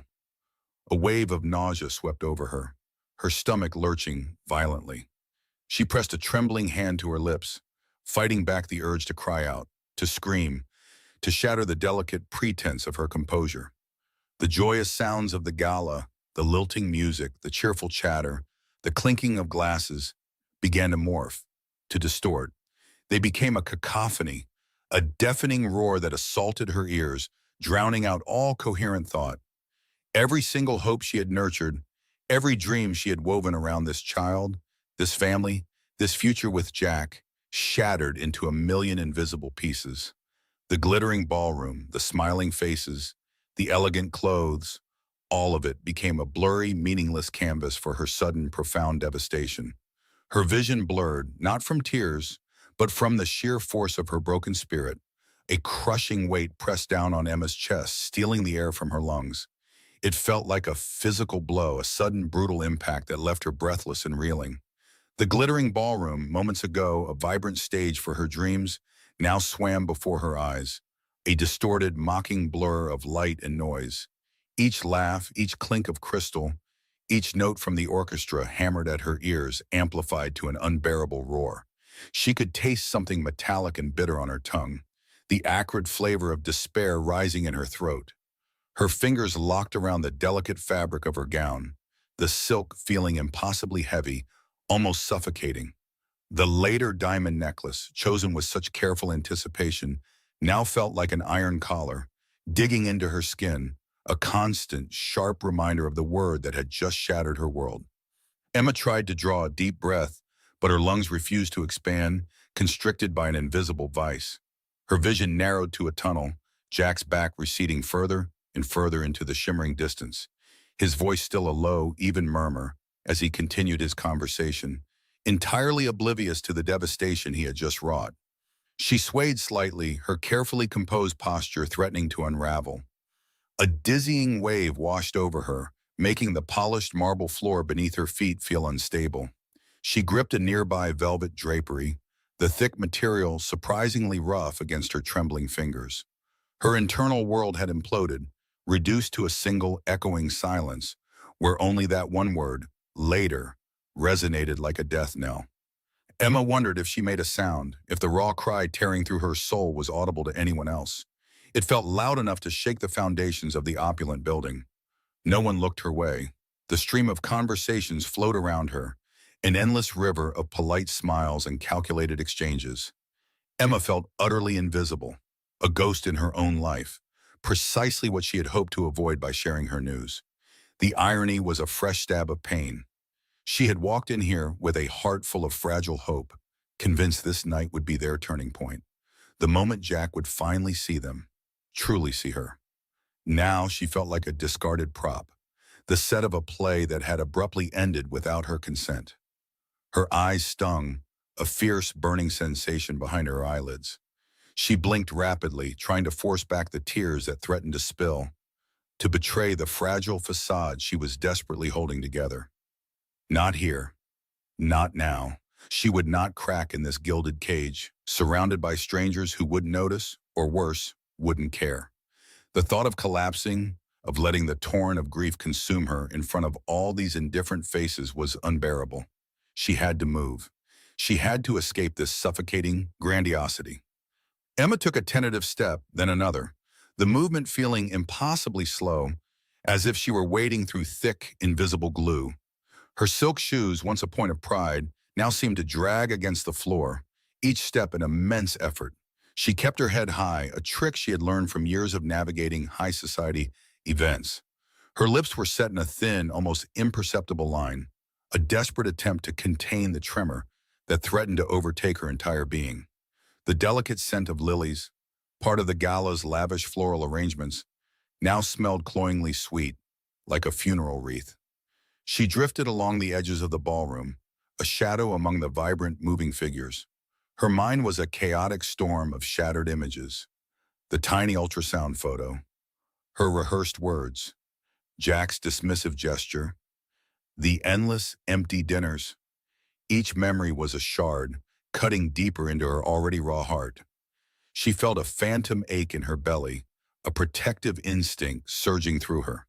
Her baby, her precious, unseen baby, who had been the vessel of all her hopes, now felt like a secret burden, a profound loneliness shared only between them. The exit sign, a glowing red rectangle above an ornate archway, beckoned to her like a beacon in a storm. She fixed her gaze upon it, using it as an anchor, pulling herself forward with every ounce of willpower she possessed. Her hands felt cold, clammy, despite the warmth of the crowded room. She could feel the subtle tremor starting in her knees, threatening to buckle beneath her. Just a few more steps. Just make it out. She repeated the silent mantra, her breath coming in shallow, ragged gasps. As she reached the grand entrance hall, the volume of the music and chatter dimmed slightly, replaced by the hushed murmur of arriving and departing guests. The air was cooler here, a blessed relief against her feverish skin. The doorman, accustomed to the comings and goings of the city's elite, offered her a polite, impersonal nod. Emma did not return it. Her focus was solely on the revolving door, the promise of the cold night air and anonymous streets beyond. She pushed through it, stepping out into the brisk evening, feeling the slight shock of the chill against her exposed shoulders. The city lights, usually a dazzling spectacle, now seemed harsh and unforgiving, painting the street in cold, indifferent hues. She stood for a moment on the pavement, the roar of traffic a distant hum. Her magnificent gown, designed to make her feel beautiful and cherished, now felt like a cruel masquerade, a costume for a part she no longer wished to play. It was soaked in the bitter taste of crushed dreams, a testament to a hope that had just died a slow, painful death. The later diamond necklace seemed to pulse against her throat, its cold weight a constant throb. Emma raised a trembling hand, her arm feeling incredibly heavy, and hailed the first available taxi. A yellow cab pulled up to the curb, its headlights glaring, the familiar scent of exhaust fumes filling the air. The driver, a kind-faced man with tired eyes, glanced at her in the rearview mirror. He said nothing, simply waiting for her destination. She gave him the address of the Sterling penthouse, her voice surprisingly steady, though it felt as if shattered glass scraped her vocal cords. The journey home was a blur of streetlights and passing vehicles. Emma stared out the window, watching the city rush by, a vibrant, indifferent tapestry against her internal desolation. Each building, each advertisement, each person on the street felt alien, disconnected from her own profound grief. The car's heater hummed softly, but a deep, pervasive cold had settled in her bones, a coldness that no external warmth could touch. She felt utterly numb, yet intensely, achingly alive to the pain that gripped her heart. She tried to rationalize, to find some other meaning in Jack's word. Perhaps he was truly busy. Perhaps he hadn't heard her properly. Perhaps he would seek her out later, apologize, and then they could share their news. But the voice of reason was weak, easily drowned out by the echo of his distant gaze, his unwavering focus on everything but her. He had not even truly looked at her, not truly seen the desperate plea in her eyes. It was not a misunderstanding. It was dismissal. It was a clear, unambiguous statement of where she stood in his world. The taxi pulled up to the grand entrance of their building, the towering glass edifice gleaming coldly under the night sky. The doorman, a different one this time, opened her door with practiced ease, his expression unreadable. Emma managed a weak smile, a ghost of her former self, and stepped out onto the polished pavement. The air here was still and silent, a stark contrast to the cacophony of the gala. It was the silence of their life together, a silence that had grown vast and empty around her. She rode the elevator in a silent ascent, the numbers on the panel lighting up with agonizing slowness. Each floor they passed felt like another layer of separation, carrying her further away from the vibrant world below, closer to the isolated world she shared with Jack. Her reflection in the polished steel doors showed a woman impeccably dressed, her hair still perfectly styled, yet her eyes held a haunted, faraway look. The later necklace glinted under the soft light, a cruel ornament on a broken heart. The penthouse door swung open with a soft sigh, revealing the familiar, vast expanse of their living space. Moonlight streamed through the floor-to-ceiling windows, casting long, stark shadows across the minimalist furniture. The air hung heavy and still, scented faintly with the expensive, impersonal fragrance of the cleaning service. No lights were on, no sound broke the oppressive quiet. Jack was not home. Of course he was not. He was still at the gala, still immersed in his world of deals and power, entirely unaware of the wreckage he had left behind. Emma walked through the silent rooms, her footsteps muffled by the plush carpets. She bypassed the living area, the dining room, the study, each one a monument to their disconnected lives. Her gaze settled on the master bedroom, a space that felt less like a sanctuary and more like a gilded cage. She reached it, her hand hovering over the doorknob, hesitating for a moment. What awaited her inside was not comfort, but confrontation with her own profound emptiness. She pushed the door open, the room bathed in the same cold moonlight. The enormous bed, dressed in crisp white linens, dominated the space, a stark, lonely island. Emma moved towards it as if in a trance, her heavy gown rustling softly around her. The later necklace seemed to burn against her skin, a brand of his indifference. She reached the edge of the bed, her legs suddenly giving way, unable to support her any longer. The carefully constructed facade, the last shreds of her composure, crumbled entirely. She collapsed onto the cool, smooth sheets, the silk of her dress pooling around her like a dark, defeated wave. Her fingers fumbled with the clasp of the necklace, tearing it off, the cold metal falling with a soft clink onto the polished bedside table. It felt like shedding a skin, a painful release from a burden she could no longer bear. The stinging in her eyes intensified, blurring the moonlit room into a watery haze. Finally, the dam broke. A raw, guttural sob tore from her throat, echoing in the vast, silent space of the penthouse. It was a sound of absolute, unadulterated pain, a lonely testament to a future that had just ceased to exist. Emma sank into the soft mattress. Her first sob ripped through the penthouse silence, shaking her. The starched linens, once comforting, now felt cold. Her fingers clutched the silk sheets, white-knuckled, as if she could hold on to a world gone wrong. Each breath caught, tasting of salt. Her ragged gasps filled the vast room, a lonely sound. The grand bed felt like a desolate island. She closed her eyes, but Jack's dismissive glance burned there. His casual turn of head, that single sharp word, later felt like an executioner's blade. It severed the last fragile thread of her hope. Her stomach ached, a dull emptiness spreading. The diamond necklace around her neck became a heavy chain, a mocking weight. She reached up, fingers trembling, and fumbled with the clasp. She needed to be free of its oppressive feel. The cool metal offered no comfort, only highlighted the burning shame on her cheeks. Outside, the world spun on, but inside, time fractured. Days bled into each other unmarked. Morning light through the glass walls might rouse her, painting pale streaks. Yet it never touched the darkness in her mind. The building's low hum was her only companion. Emma moved through the expansive rooms like a ghost, her footsteps hushed. The city lights, a spectacle from their height, now mocked her, a dazzling display of life she was utterly disconnected from. She often stared out at the city, her reflection pale and haunted over the towers. Her chestnut hair, once styled, now hung limp, hiding the hollows under her hazel eyes. The subtle swelling of her belly, once a tender anticipation, felt like a burden. She rested a hand on it, a gesture of instinct, but even that touch held sadness.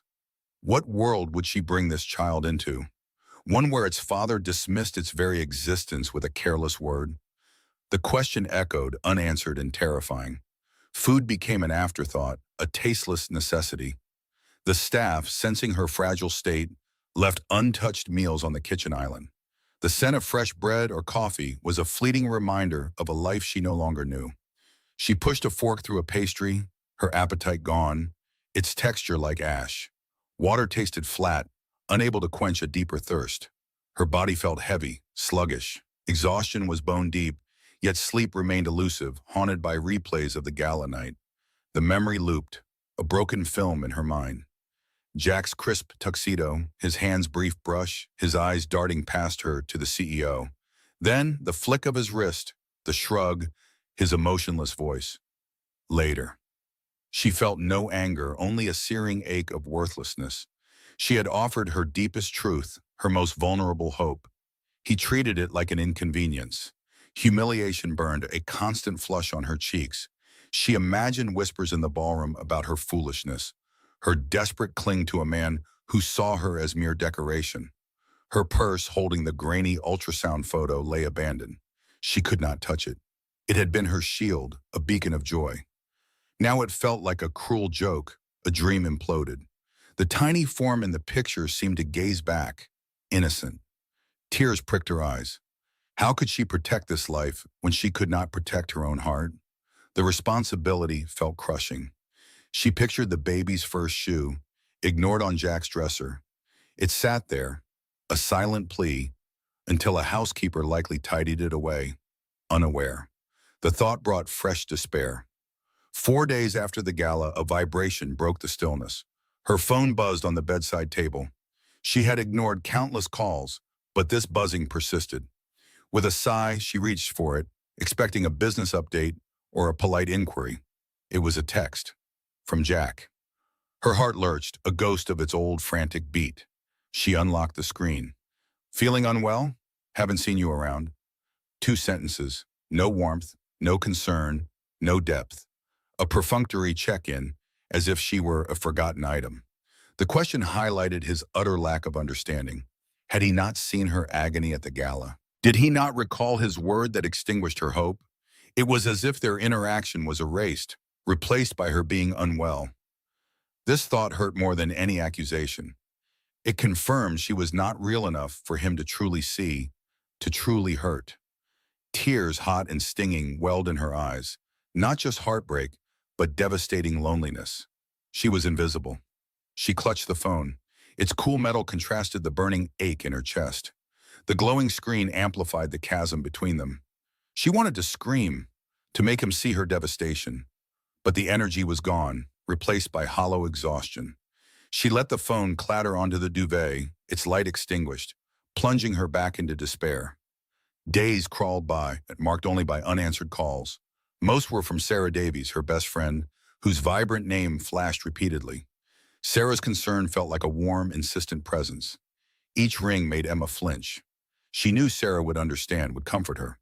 Yet, articulating her despair, recounting the humiliating moment, felt impossible. It was easier to hide, to wallow alone, than face pity or an "I told you so." The penthouse silence, once luxury, became an oppressive weight. High ceilings and views now emphasized her isolation. The scent of expensive cleaners carried a metallic tang, like tears. She walked past the grand piano, its keys silent. She remembered playing it once, a melody Jack barely noticed. Now, creating music felt like a betrayal. She drifted into the nursery, pristine and untouched.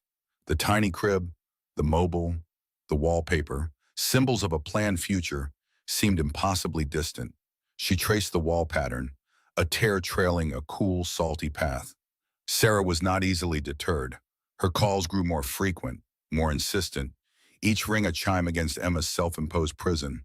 Emma pictured Sarah's bright face, her curly red hair, eyes sparkling with understanding. Sarah would not give up. She had always been Emma's rock, seeing beyond the glamorous facade of her life with Jack. Sarah's unwavering loyalty brought a fresh wave of guilt. Emma was worrying her friend, pushing away the connection she needed. But shame remained too strong, paralyzing her, keeping her curled inward, protected by silence and despair. One afternoon, muted gray light filtered through the windows. The phone began its insistent ringing. Emma lay on the sofa, a cashmere throw tight around her, shivering from an internal cold. The vibration drilled into her skull. She counted the rings. 1, 2, 3, 4. It usually stopped. But this time it kept going. 5, 6, 7. Sarah's name flashed relentlessly. A desperate spark of relief ignited in Emma's chest. The sheer persistence was a testament to a love she had almost forgotten. On the 8th ring, with a sharp intake of breath, Emma lunged for the phone. Her fingers, stiff, fumbled the cold metal. She pressed answer, her heart pounding. "Hello?" The word emerged, a raw whisper, barely audible, her throat hoarse and dry from silent weeping. It was a sound stripped bare, vulnerable. A beat of silence stretched. Then Sarah's voice, warm with concern, filled the air. "Emma? Oh my goodness! Emma! Is that really you? I was so worried. Are you okay? Where have you been?" Questions tumbled out, a cascade of alarm and affection. Emma heard the quiet hum of Sarah's loft, a stark contrast to her tomb-like home. Sarah's familiar voice, full of life, was a lifeline. Tears pricked Emma's eyes, but these were different. They were relief, the first genuine emotion, not despair. "Sarah," Emma managed, her voice cracking, a sob catching. She gripped the phone, knuckles white, as if holding on to reality. I don't know." Sarah's voice softened. "Emma, honey, you sound awful. What happened? I've called relentlessly. I was about to drive over there." A weak, watery chuckle escaped Emma. "I know," she whispered. I couldn't." "Couldn't what? Talk? Eat? Sleep?" Sarah asked, gentle but firm. "What is going on, Em? I saw gala pictures. You look stunning. Then you vanished. You haven't returned a call. I was truly starting to panic." The galas mentioned brought fresh shame. Emma closed her eyes, biting her lip. "It was awful, Sarah. Worse than I thought." "Awful how?" Sarah prodded softly, urging her forward. "Tell me. You don't have to carry this alone." Emma's breath hitched. Words felt lodged, heavy. How could she explain the devastation of later? How convey her future, her hope casually tossed aside? He said later, Emma managed barely a breath. That's all he said, when I tried to tell him about everything. A heavy pause stretched. Sarah needed no further explanation. Her quiet shock and empathy filled the line. Emma pictured Sarah's face, eyes wide, brow creased. "Oh, Emma," Sarah breathed, voice laced with sadness. "Oh, honey, I am so sorry. That's unbearable." Sarah's validation was a dam breaking. Tears flowed freely, hot and cleansing. She was not alone. Someone saw her pain. "I don't know what to do, Sarah," Emma sobbed, muffled, her hand on her stomach. "I don't know how to move past this. I feel empty and stupid. So stupid for believing." "You are not stupid, Emma," Sarah said, firm. "You are not. You are a good person, a loving person. You had every right to hope. He is the one who is blind, not you." The conviction in Sarah's words resonated, a tiny tremor of warmth in Emma's cold heart. It was not enough to heal, but it was a beginning. I can't stay here like this," Emma whispered, surveying the desolate penthouse. "I can't face anything. I can't face him. I can't face myself." "Then don't," Sarah declared, strong and clear. "Don't face him. Don't stay there. Come to my place. Just for a little while. We can talk.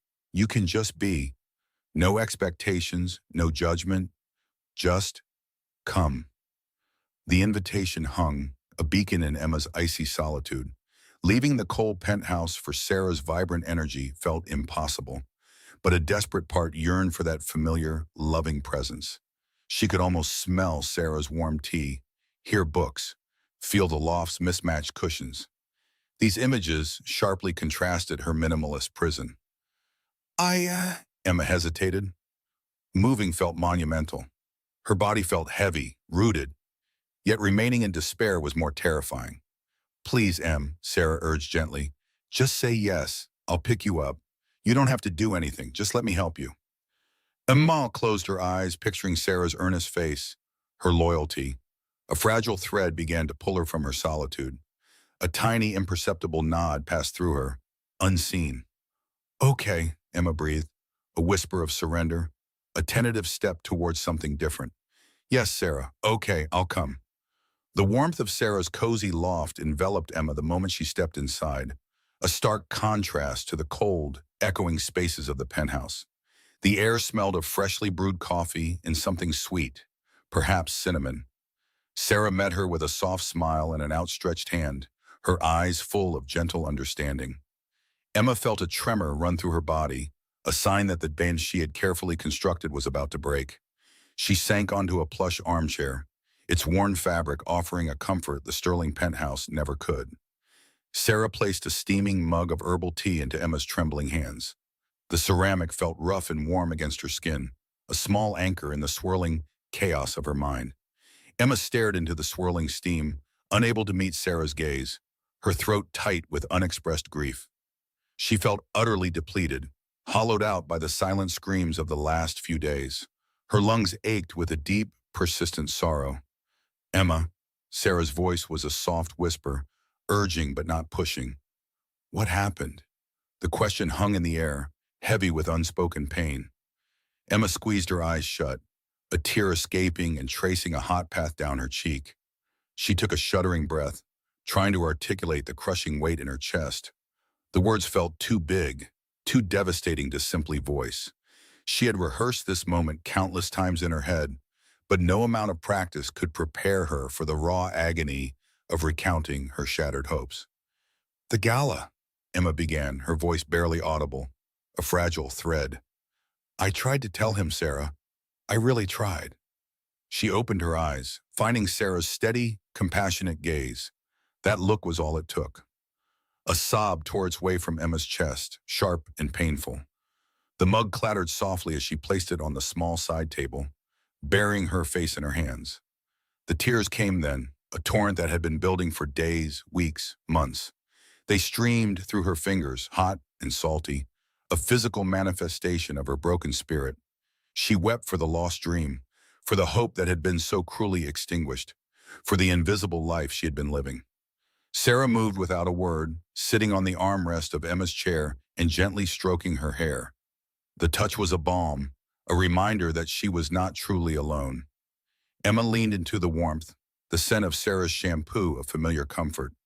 She poured out everything, haltingly at first, then in a rush of desperate words. The meticulous planning for the gala, the chosen dress, the diamond necklace, the small baby shoe left on Jack's dresser. She spoke of her growing anxiety, Jack's constant distraction, the way he looked right through her even when he was standing beside her. Each word was a fresh wound, a reliving of the betrayal. "I finally found the courage," Emma choked out, her voice ragged. "I told him I had something important. About us, about our future." She paused, a fresh wave of tears blurring her vision, and he just said, "Later." The single word echoed in the quiet loft, stark and brutal. Emma shuddered, the memory piercing her like a shard of ice. She remembered the dismissive nod, the immediate turn back to his conversation, as if her entire existence was a trivial interruption. It was not just a word, it was an entire world of hopes collapsing. It was the confirmation of every fear she had secretly harbored, every doubt she had tried to suppress. Jack saw her as nothing more than an afterthought, a minor detail in his grand, important life. Sarah listened patiently, her expression a mix of sorrow and quiet anger. She let Emma cry, letting the storm pass, offering only her presence and the gentle rhythm of her hand on Emma's back. Emma felt the exhaustion settle deep into her bones once the initial burst of grief subsided. Her eyes burned, her head throbbed, but a strange, dull ache had replaced the sharp pain. It was as if she had cried out all the hope, leaving only a vast, empty space. When Emma finally pulled away, wiping her tear-streaked face with a tissue Sarah offered, she felt strangely lighter, though still utterly defeated. The coffee aroma in the room now felt grounding, a connection to the present. She looked around Noah's loft, at the stacks of books, the mismatched mugs, the vibrant, slightly unruly plants. It was a space that felt lived in, loved, real. It was everything her gilded cage of a penthouse was not. "He didn't even see the shoe," Emma whispered, the final indignity. "He didn't see me." Sarah took a deep breath, her eyes serious. "Emma," she began, her voice steady and firm, "Jack is not going to change. Not for you, not for a baby, not for anyone. His empire is his life. You know this deep down." Emma flinched, the truth of Sarah's words stinging, yet undeniable. She had known. She had simply refused to believe it, clinging to a desperate fantasy. She had wanted to be wrong. She had wanted the story to change. The image of Jack, always in motion, always on the phone, always distant, flickered in her mind. His eyes, blue and sharp, but never truly seeing her, not in the way she craved. "You've been waiting for him to see you, to acknowledge you, to value you," Sarah continued, her voice gentle but unwavering. "But you've also been making yourself invisible, Emma. You've let yourself fade into the background of his life, hoping he would notice your absence. It's time to stop waiting." Emma looked up, a faint frown creasing her brow. "Invisible?" she repeated, the word resonating with a bitter truth. She had indeed become a ghost in her own home, a silent observer in her own marriage. She had shrunk herself, hoping to fit into the small spaces Jack occasionally left open for her. She had believed that if she was perfect enough, quiet enough, supportive enough, he would eventually turn his gaze upon her and truly see. "Yes, invisible," Sarah confirmed, leaning forward. "You've been living for Jack, Emma, for his approval, for his attention. You've put your own needs, your own dreams, your own identity on hold. You've allowed his world to consume yours until there's almost nothing left of the vibrant woman you used to be." The words struck Emma with the force of a physical blow.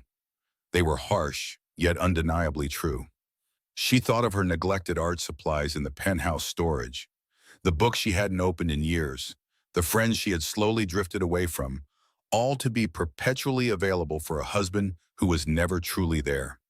Her identity had become Mrs. Sterling, Jack's elegant accessory rather than Emma, a woman with her own thoughts and desires. "But what do I do?" Emma asked, her voice small, lost. "I'm pregnant. This was supposed to fix everything. This was supposed to be our future." She pressed a hand to her belly, a protective gesture, a silent apology to the tiny life within her for the chaos swirling around them. The baby was meant to be a bridge, a reason for Jack to turn back to her.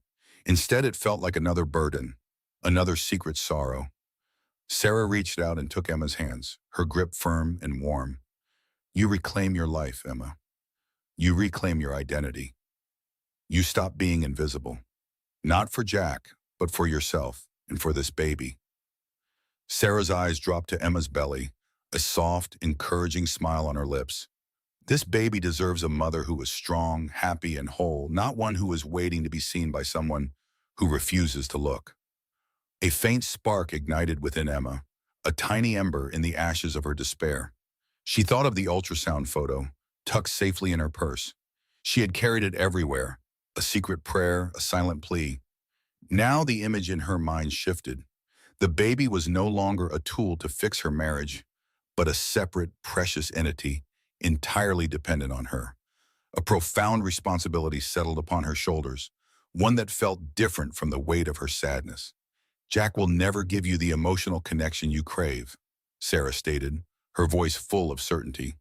"He is incapable of it or unwilling. Either way, it doesn't matter. Your happiness and your child's well-being cannot depend on a man who says later to the most important news of your life."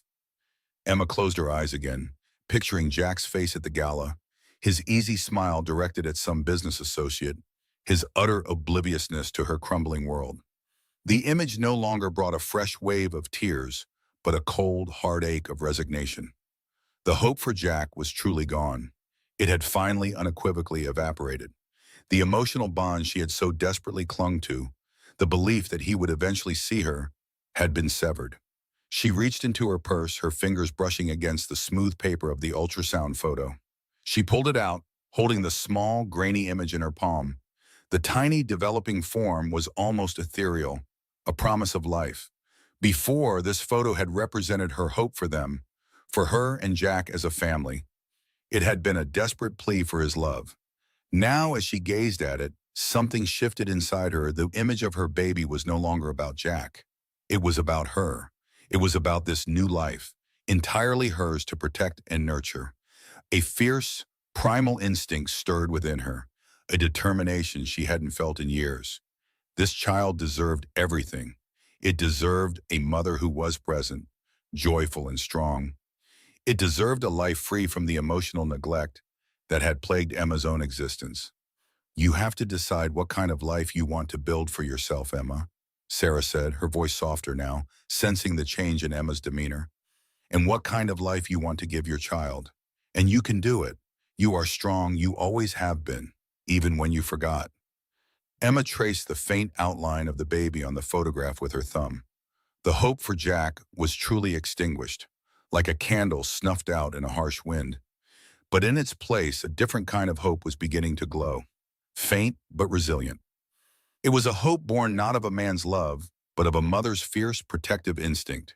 It was a hope for independence, for self-reliance, for a future where she was the architect, not just a bystander. Her heart still ached, a deep, persistent throb, but beneath it, something new was taking root, a seed of resolve. She had been invisible for too long, both to Jack and to herself. The thought of forging a path entirely her own, without the constant draining effort to please a distant husband, was daunting. It was terrifying. But it was also liberating. The fear still lingered, a cold hand on her heart, but it was now accompanied by a nascent sense of possibility.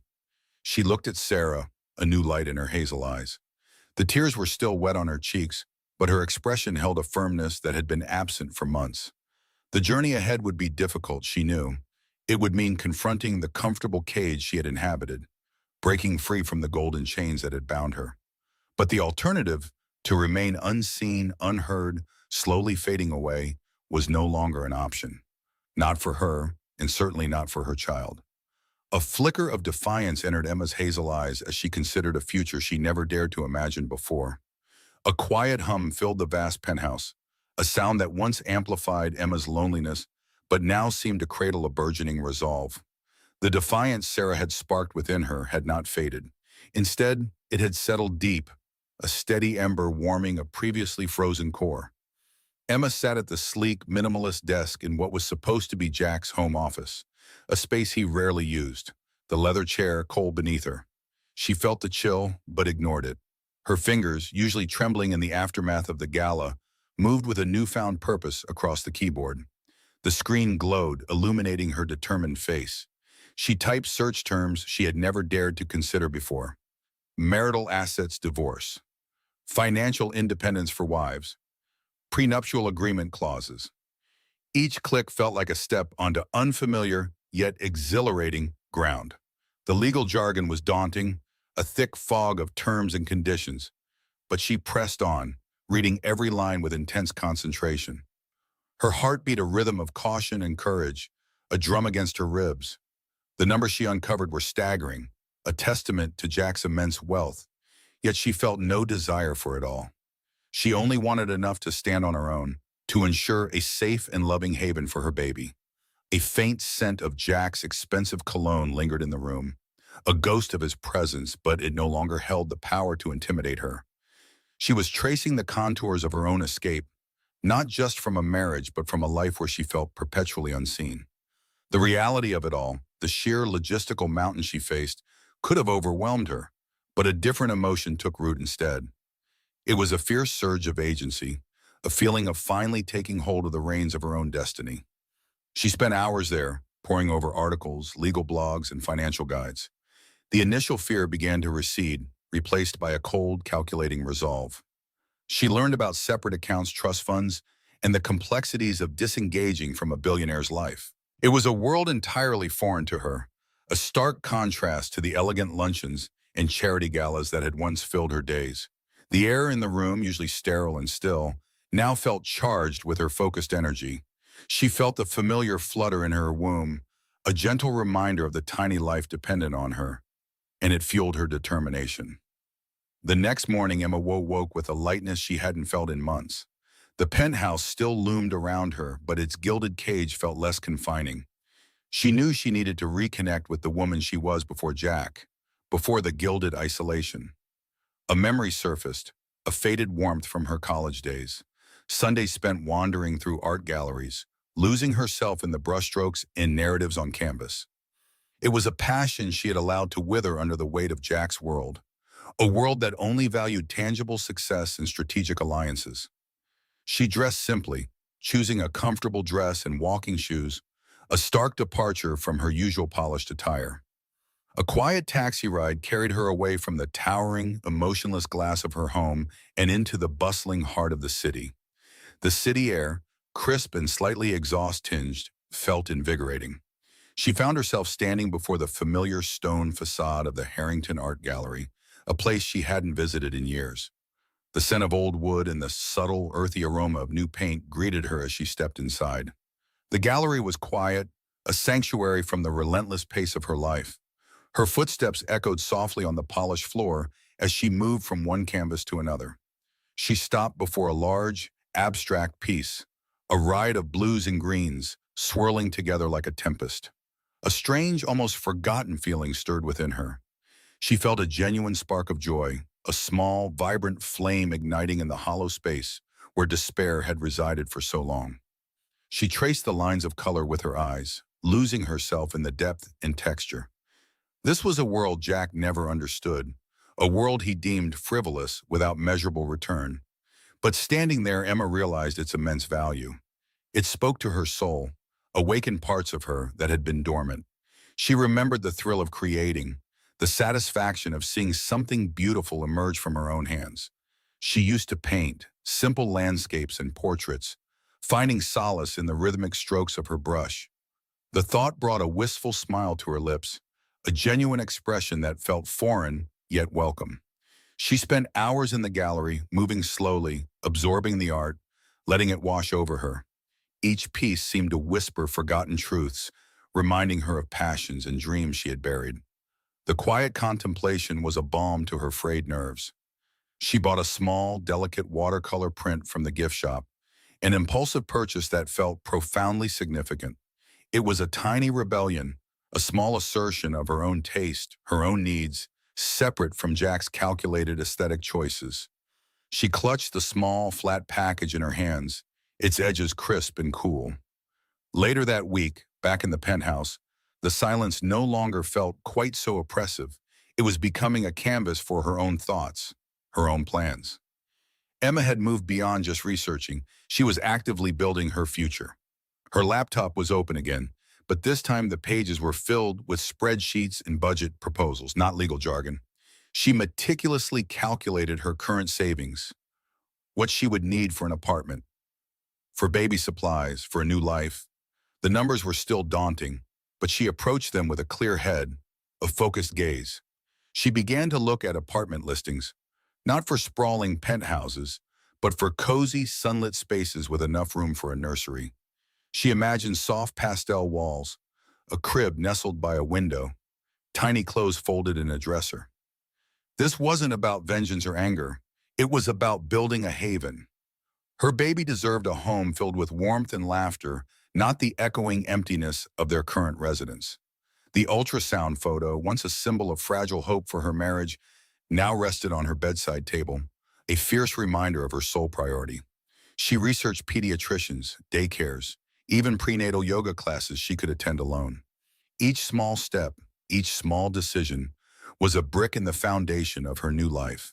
The process was exhausting, demanding every ounce of her concentration, but it filled her with a profound sense of purpose. Her meals became more regular, her sleep more restful, fueled by the conviction that she was doing something vital, something good. The dull ache in her chest from the gala night had receded, replaced by a quiet strength that emanated from deep within. One afternoon, Emma found herself in a baby store, a place she had deliberately avoided before, fearing it would only deepen her longing for Jack's involvement. This time she walked through the aisles with her head held high. She touched tiny onesies, soft blankets, and miniature shoes, a tender smile gracing her lips. She wasn't looking for Jack's approval or participation anymore. This was for her baby, for their new beginning. The scent of new fabric and baby powder filled the air, a sweet promise. She envisioned a small, comfortable home, filled with natural light, where she could read stories, sing lullabies, and simply be with her child. It would be a place of her own making, reflecting her own taste, her own values. The thought was liberating, a fresh breeze through the stagnant air of her old life. She allowed herself to dream of a future where she was no longer defined by Jack Sterling's empire, but by her own resilience, her own love, her own choices. Back in the penthouse, the sun began to set, painting the vast windows in hues of orange and purple. Emma sat at the dining table, a single elegant sheet of stationery before her. She picked up a pen, its weight familiar in her hand. Her mind was clear, her purpose unwavering. She had spent days meticulously planning, envisioning, and reclaiming. Now it was time to put it into words. The first sentence formed in her mind, precise and unwavering. She took a deep breath, the air filling her lungs with a quiet determination. With a steady hand, she began to write, outlining the path she had chosen for herself, for her child, for her future. A quiet strength radiated from Emma as she drafted a letter, her hands steady, outlining her new path. The cool, sterile air of the penthouse living room clung to Emma's skin, a familiar, unwelcome presence. She sat across from Jack at the vast glass coffee table, her hands clasped tightly in her lap, the subtle tremor barely visible. Sunlight, sharp and unforgiving, streamed through the panoramic windows, illuminating dust motes dancing in the silent space between them. Jack's usual posture was rigid, his gaze fixed on the tablet in his hands, its screen a glowing rectangle in the dim corner of the room. He had barely looked up when she asked to speak with him, his terse, "One moment, Emma," a well-worn prelude to dismissal. Her throat felt dry, her tongue thick and heavy. This was it, the moment she had rehearsed 100 times in her mind, each word weighed, each phrase carefully chosen. She could still feel the faint imprint of Sarah's hand on her arm, a silent promise of support that now buoyed her resolve. The scent of Jack's expensive cologne, always too strong, seemed to fill the room, a suffocating reminder of their opulent, yet empty life. Emma took a slow, deep breath, tasting the metallic tang of apprehension on her tongue. Her fingers locked around the smooth, cool wood of the armrest, grounding her. "Jack," she began, her voice a little steadier than she expected. "We need to talk. Properly." He lowered the tablet slowly, his blue eyes sharp and assessing, finally meeting hers. There was no warmth in them, only the practiced gaze of a man evaluating a business proposal. The quiet hum of the building's air conditioning seemed to amplify the tension. She noticed a faint crease between his brows, a sign of impatience. "Emma," he replied, his tone even, devoid of inflection. "Is something the matter? I have a conference call in 15 minutes." His words, precise and clipped, were a familiar sting. They immediately reminded her of the gala, the single devastating word that had unraveled her world. Her heart, which had been hammering against her ribs, now settled into a determined rhythm. This was not a plea, this was a statement. She would not be dismissed again. "Yes, Jack," Emma continued, her voice gaining strength, each syllable a brick in the wall she was building around herself. "Something is profoundly the matter. And it affects both of us, though perhaps in very different ways." She watched his face, searching for any flicker of understanding, any hint of the man she had once married. There was nothing. His expression remained a carefully constructed mask of professional politeness. She reached into her large canvas bag, pulling out a slim, cream-colored folder. The rustle of the paper was loud in the silence. Jack's gaze flickered to the folder, then back to her eyes, a hint of curiosity finally stirring behind his impassive facade. "I have made a decision, Jack," she said, her voice clear and unwavering, despite the knot of nerves in her stomach. "I am leaving you." The words hung in the air, a stark, undeniable truth. For the first time, Jack's composure faltered. His jaw tightened almost imperceptibly, and his eyes narrowed. He did not speak immediately, instead taking a slow, deliberate breath, as if weighing the implications of her statement like a complex financial derivative. The silence stretched, thick and heavy, punctuated only by the distant city sounds filtering through the double-pane glass. Emma met his stare, refusing to look away, refusing to shrink under his intense scrutiny. She felt a strange surge of power, a quiet defiance she hadn't known she possessed. "Leaving me?" he finally repeated, his voice low, almost a murmur, but with an underlying edge of incredulity. "Emma, what are you talking about? Is this about the gala? I told you I was busy. A crucial deal was on the line." The casual dismissal of her pain, the instant minimization of her deepest hurt, solidified her resolve. The expensive leather of the armchair felt cold beneath her fingers. "It is about the gala, Jack," Emma admitted, her voice softening but not weakening. "It is about the word you used that night, later. It is about a pattern of disregard that has defined our marriage for years. It is about a life where I have become invisible, a silent ornament in your perfectly curated world." She paused, letting her words sink in, watching for any reaction. His blue eyes, usually so sharp, seemed to hold a fleeting confusion, a man genuinely baffled by an emotional landscape he did not understand. "I am pregnant, Jack," she stated, revealing the secret she had held close for so long. She saw his eyes widen, a genuine surprise finally breaking through his controlled demeanor. He opened his mouth, then closed it, a flicker of something she couldn't quite decipher crossing his face. A faint flush touched his high cheekbones. The scent of his strong coffee, left cooling on a side table, now seemed bitter to her. "This baby deserves a parent who is present, Jack," she continued, her voice now laced with a protective fierceness. "And I deserve a life where I am seen, heard, and valued, not for what I can represent, but for who I am. This penthouse, this life," she gestured vaguely at the expansive, sterile room. "It is not a home. It is a golden cage, and I am tired of living in it." She pushed the folder across the table towards him. It contained legal documents carefully prepared, outlining the terms of their separation. Jack picked it up, his fingers brushing against the crisp paper. He flipped it open, his eyes scanning the contents with practiced speed, his business brain immediately taking over. The faint rustle of the pages was the only sound for a long moment. Emma watched him, her breath held, waiting for the inevitable shift in his focus from personal offense to strategic analysis. "This is Comprehensive, Emma, he finally said, looking up from the papers, his voice now entirely devoid of emotion, a pure business tone. You've clearly thought this through. There was no anger, no sadness, only a detached assessment. This lack of emotional response in its own way was more painful than any argument could have been. It confirmed everything she had felt. The cool glass of the table felt like ice against her palm. I have, Jack, she confirmed, a quiet dignity in her posture. I need a different life, a real life, for myself and for our child.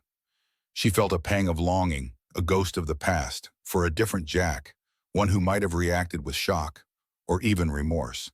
But that Jack no longer existed if he ever truly had. The faint, persistent hum of the building was a constant, low drone. He nodded slowly, then closed the folder, placing it back on the table between them. I see, he said, his voice flat. I will have my lawyers review this. We can discuss the details at a later date. He glanced at his wrist, a habit she knew well, signaling the end of their conversation. His conference call, undoubtedly, was more pressing. Emma felt a wave of relief wash over her, surprisingly potent. The air, which had felt so heavy, now seemed lighter, easier to breathe. The cold bitterness in her mouth lessened.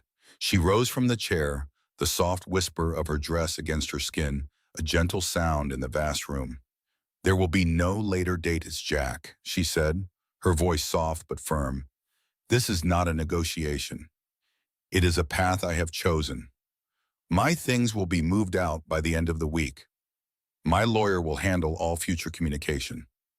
She turned and walked towards the grand, ornate doors of the penthouse, the sound of her heels clicking softly on the polished marble floor. She did not look back. The scent of his cologne faded behind her. The cool metal of the doorknob was a reassuring presence in her hand. The following days were a whirlwind of focused activity, each packed, boxed, a tangible step away from her old life.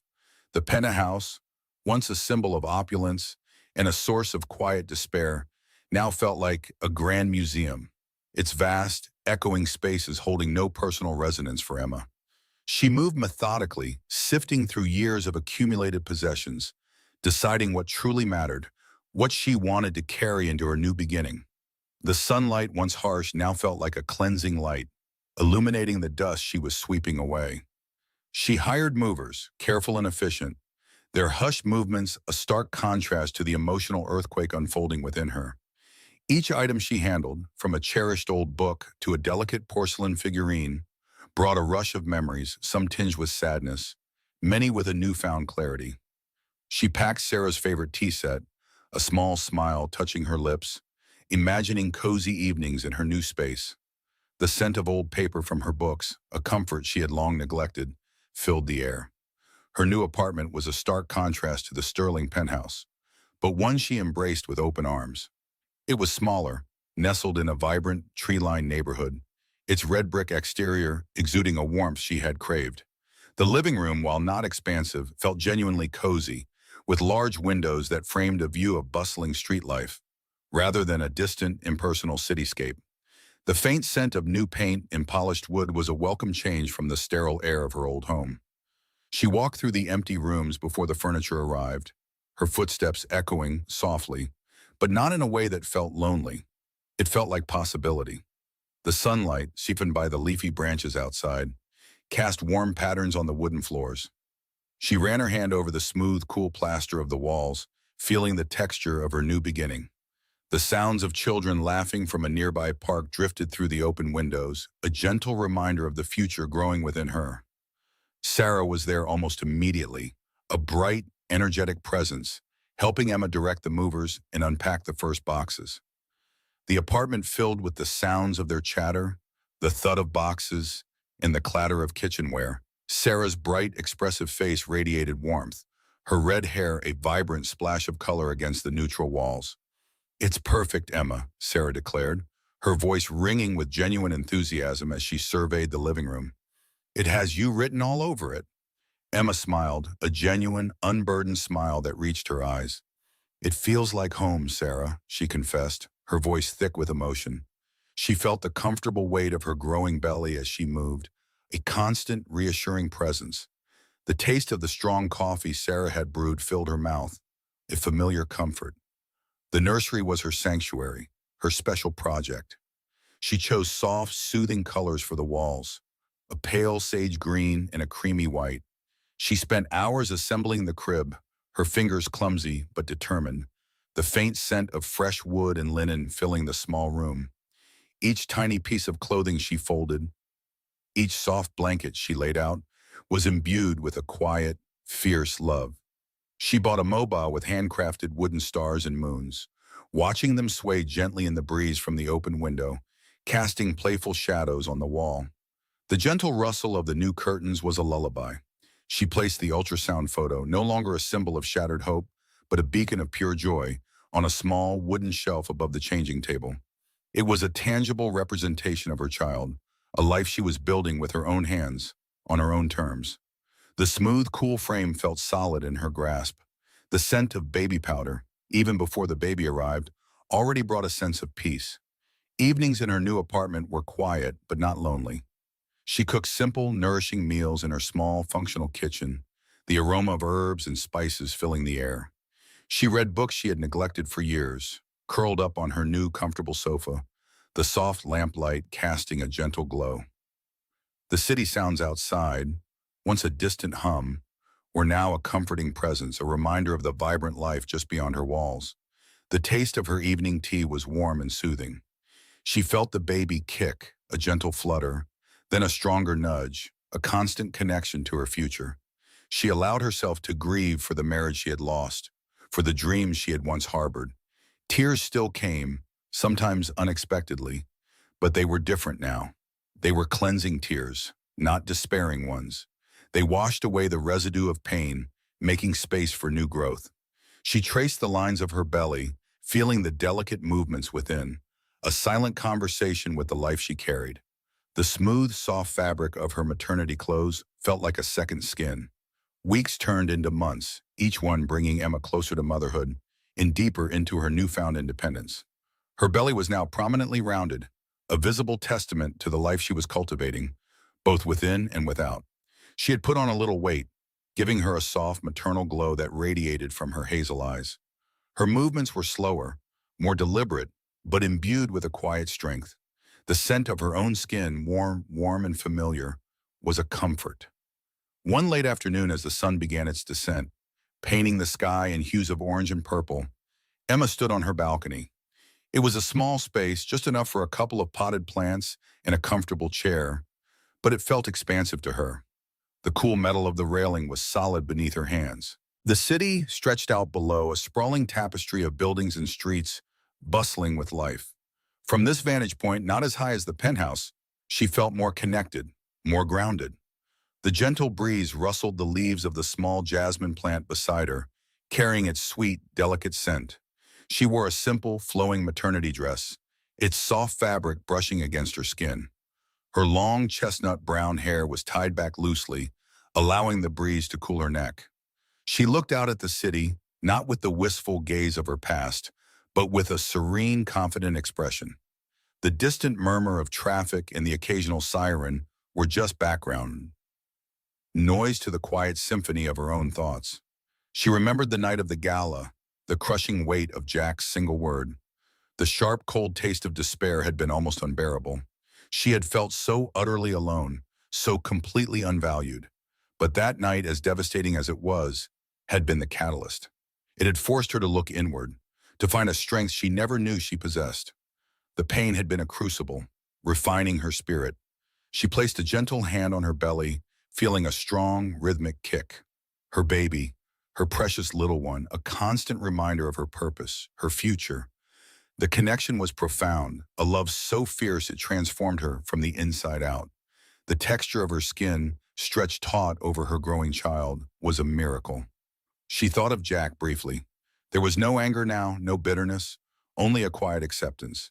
He was a man consumed by his own world, a world she no longer belonged to nor desired to. He had his empire and she had her own. Her empire was built on love, on self-worth, on the promise of a future she was creating brick by brick, moment by moment. The silence between her and the city was peaceful. A faint smile touched her lips, a genuine, unburdened curve. She looked at the setting sun, its warmth spreading across the horizon, painting the clouds in vibrant colors. The world felt vast and full of possibility. She was no longer waiting for someone else to validate her existence. She was no longer invisible. She was the architect of her own destiny, and the builder of a life filled with purpose, love, and light. The future, she realized, was not something to be hoped for, but something to be lived, fully and fiercely, with every beat of her new, strong heart. What would you have done? One line in the comments. Let's argue it out together. Where did the story catch you?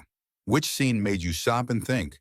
A small like is a small move, but it's a big support for this channel. See you in the next story. Subscribe so you don't miss it.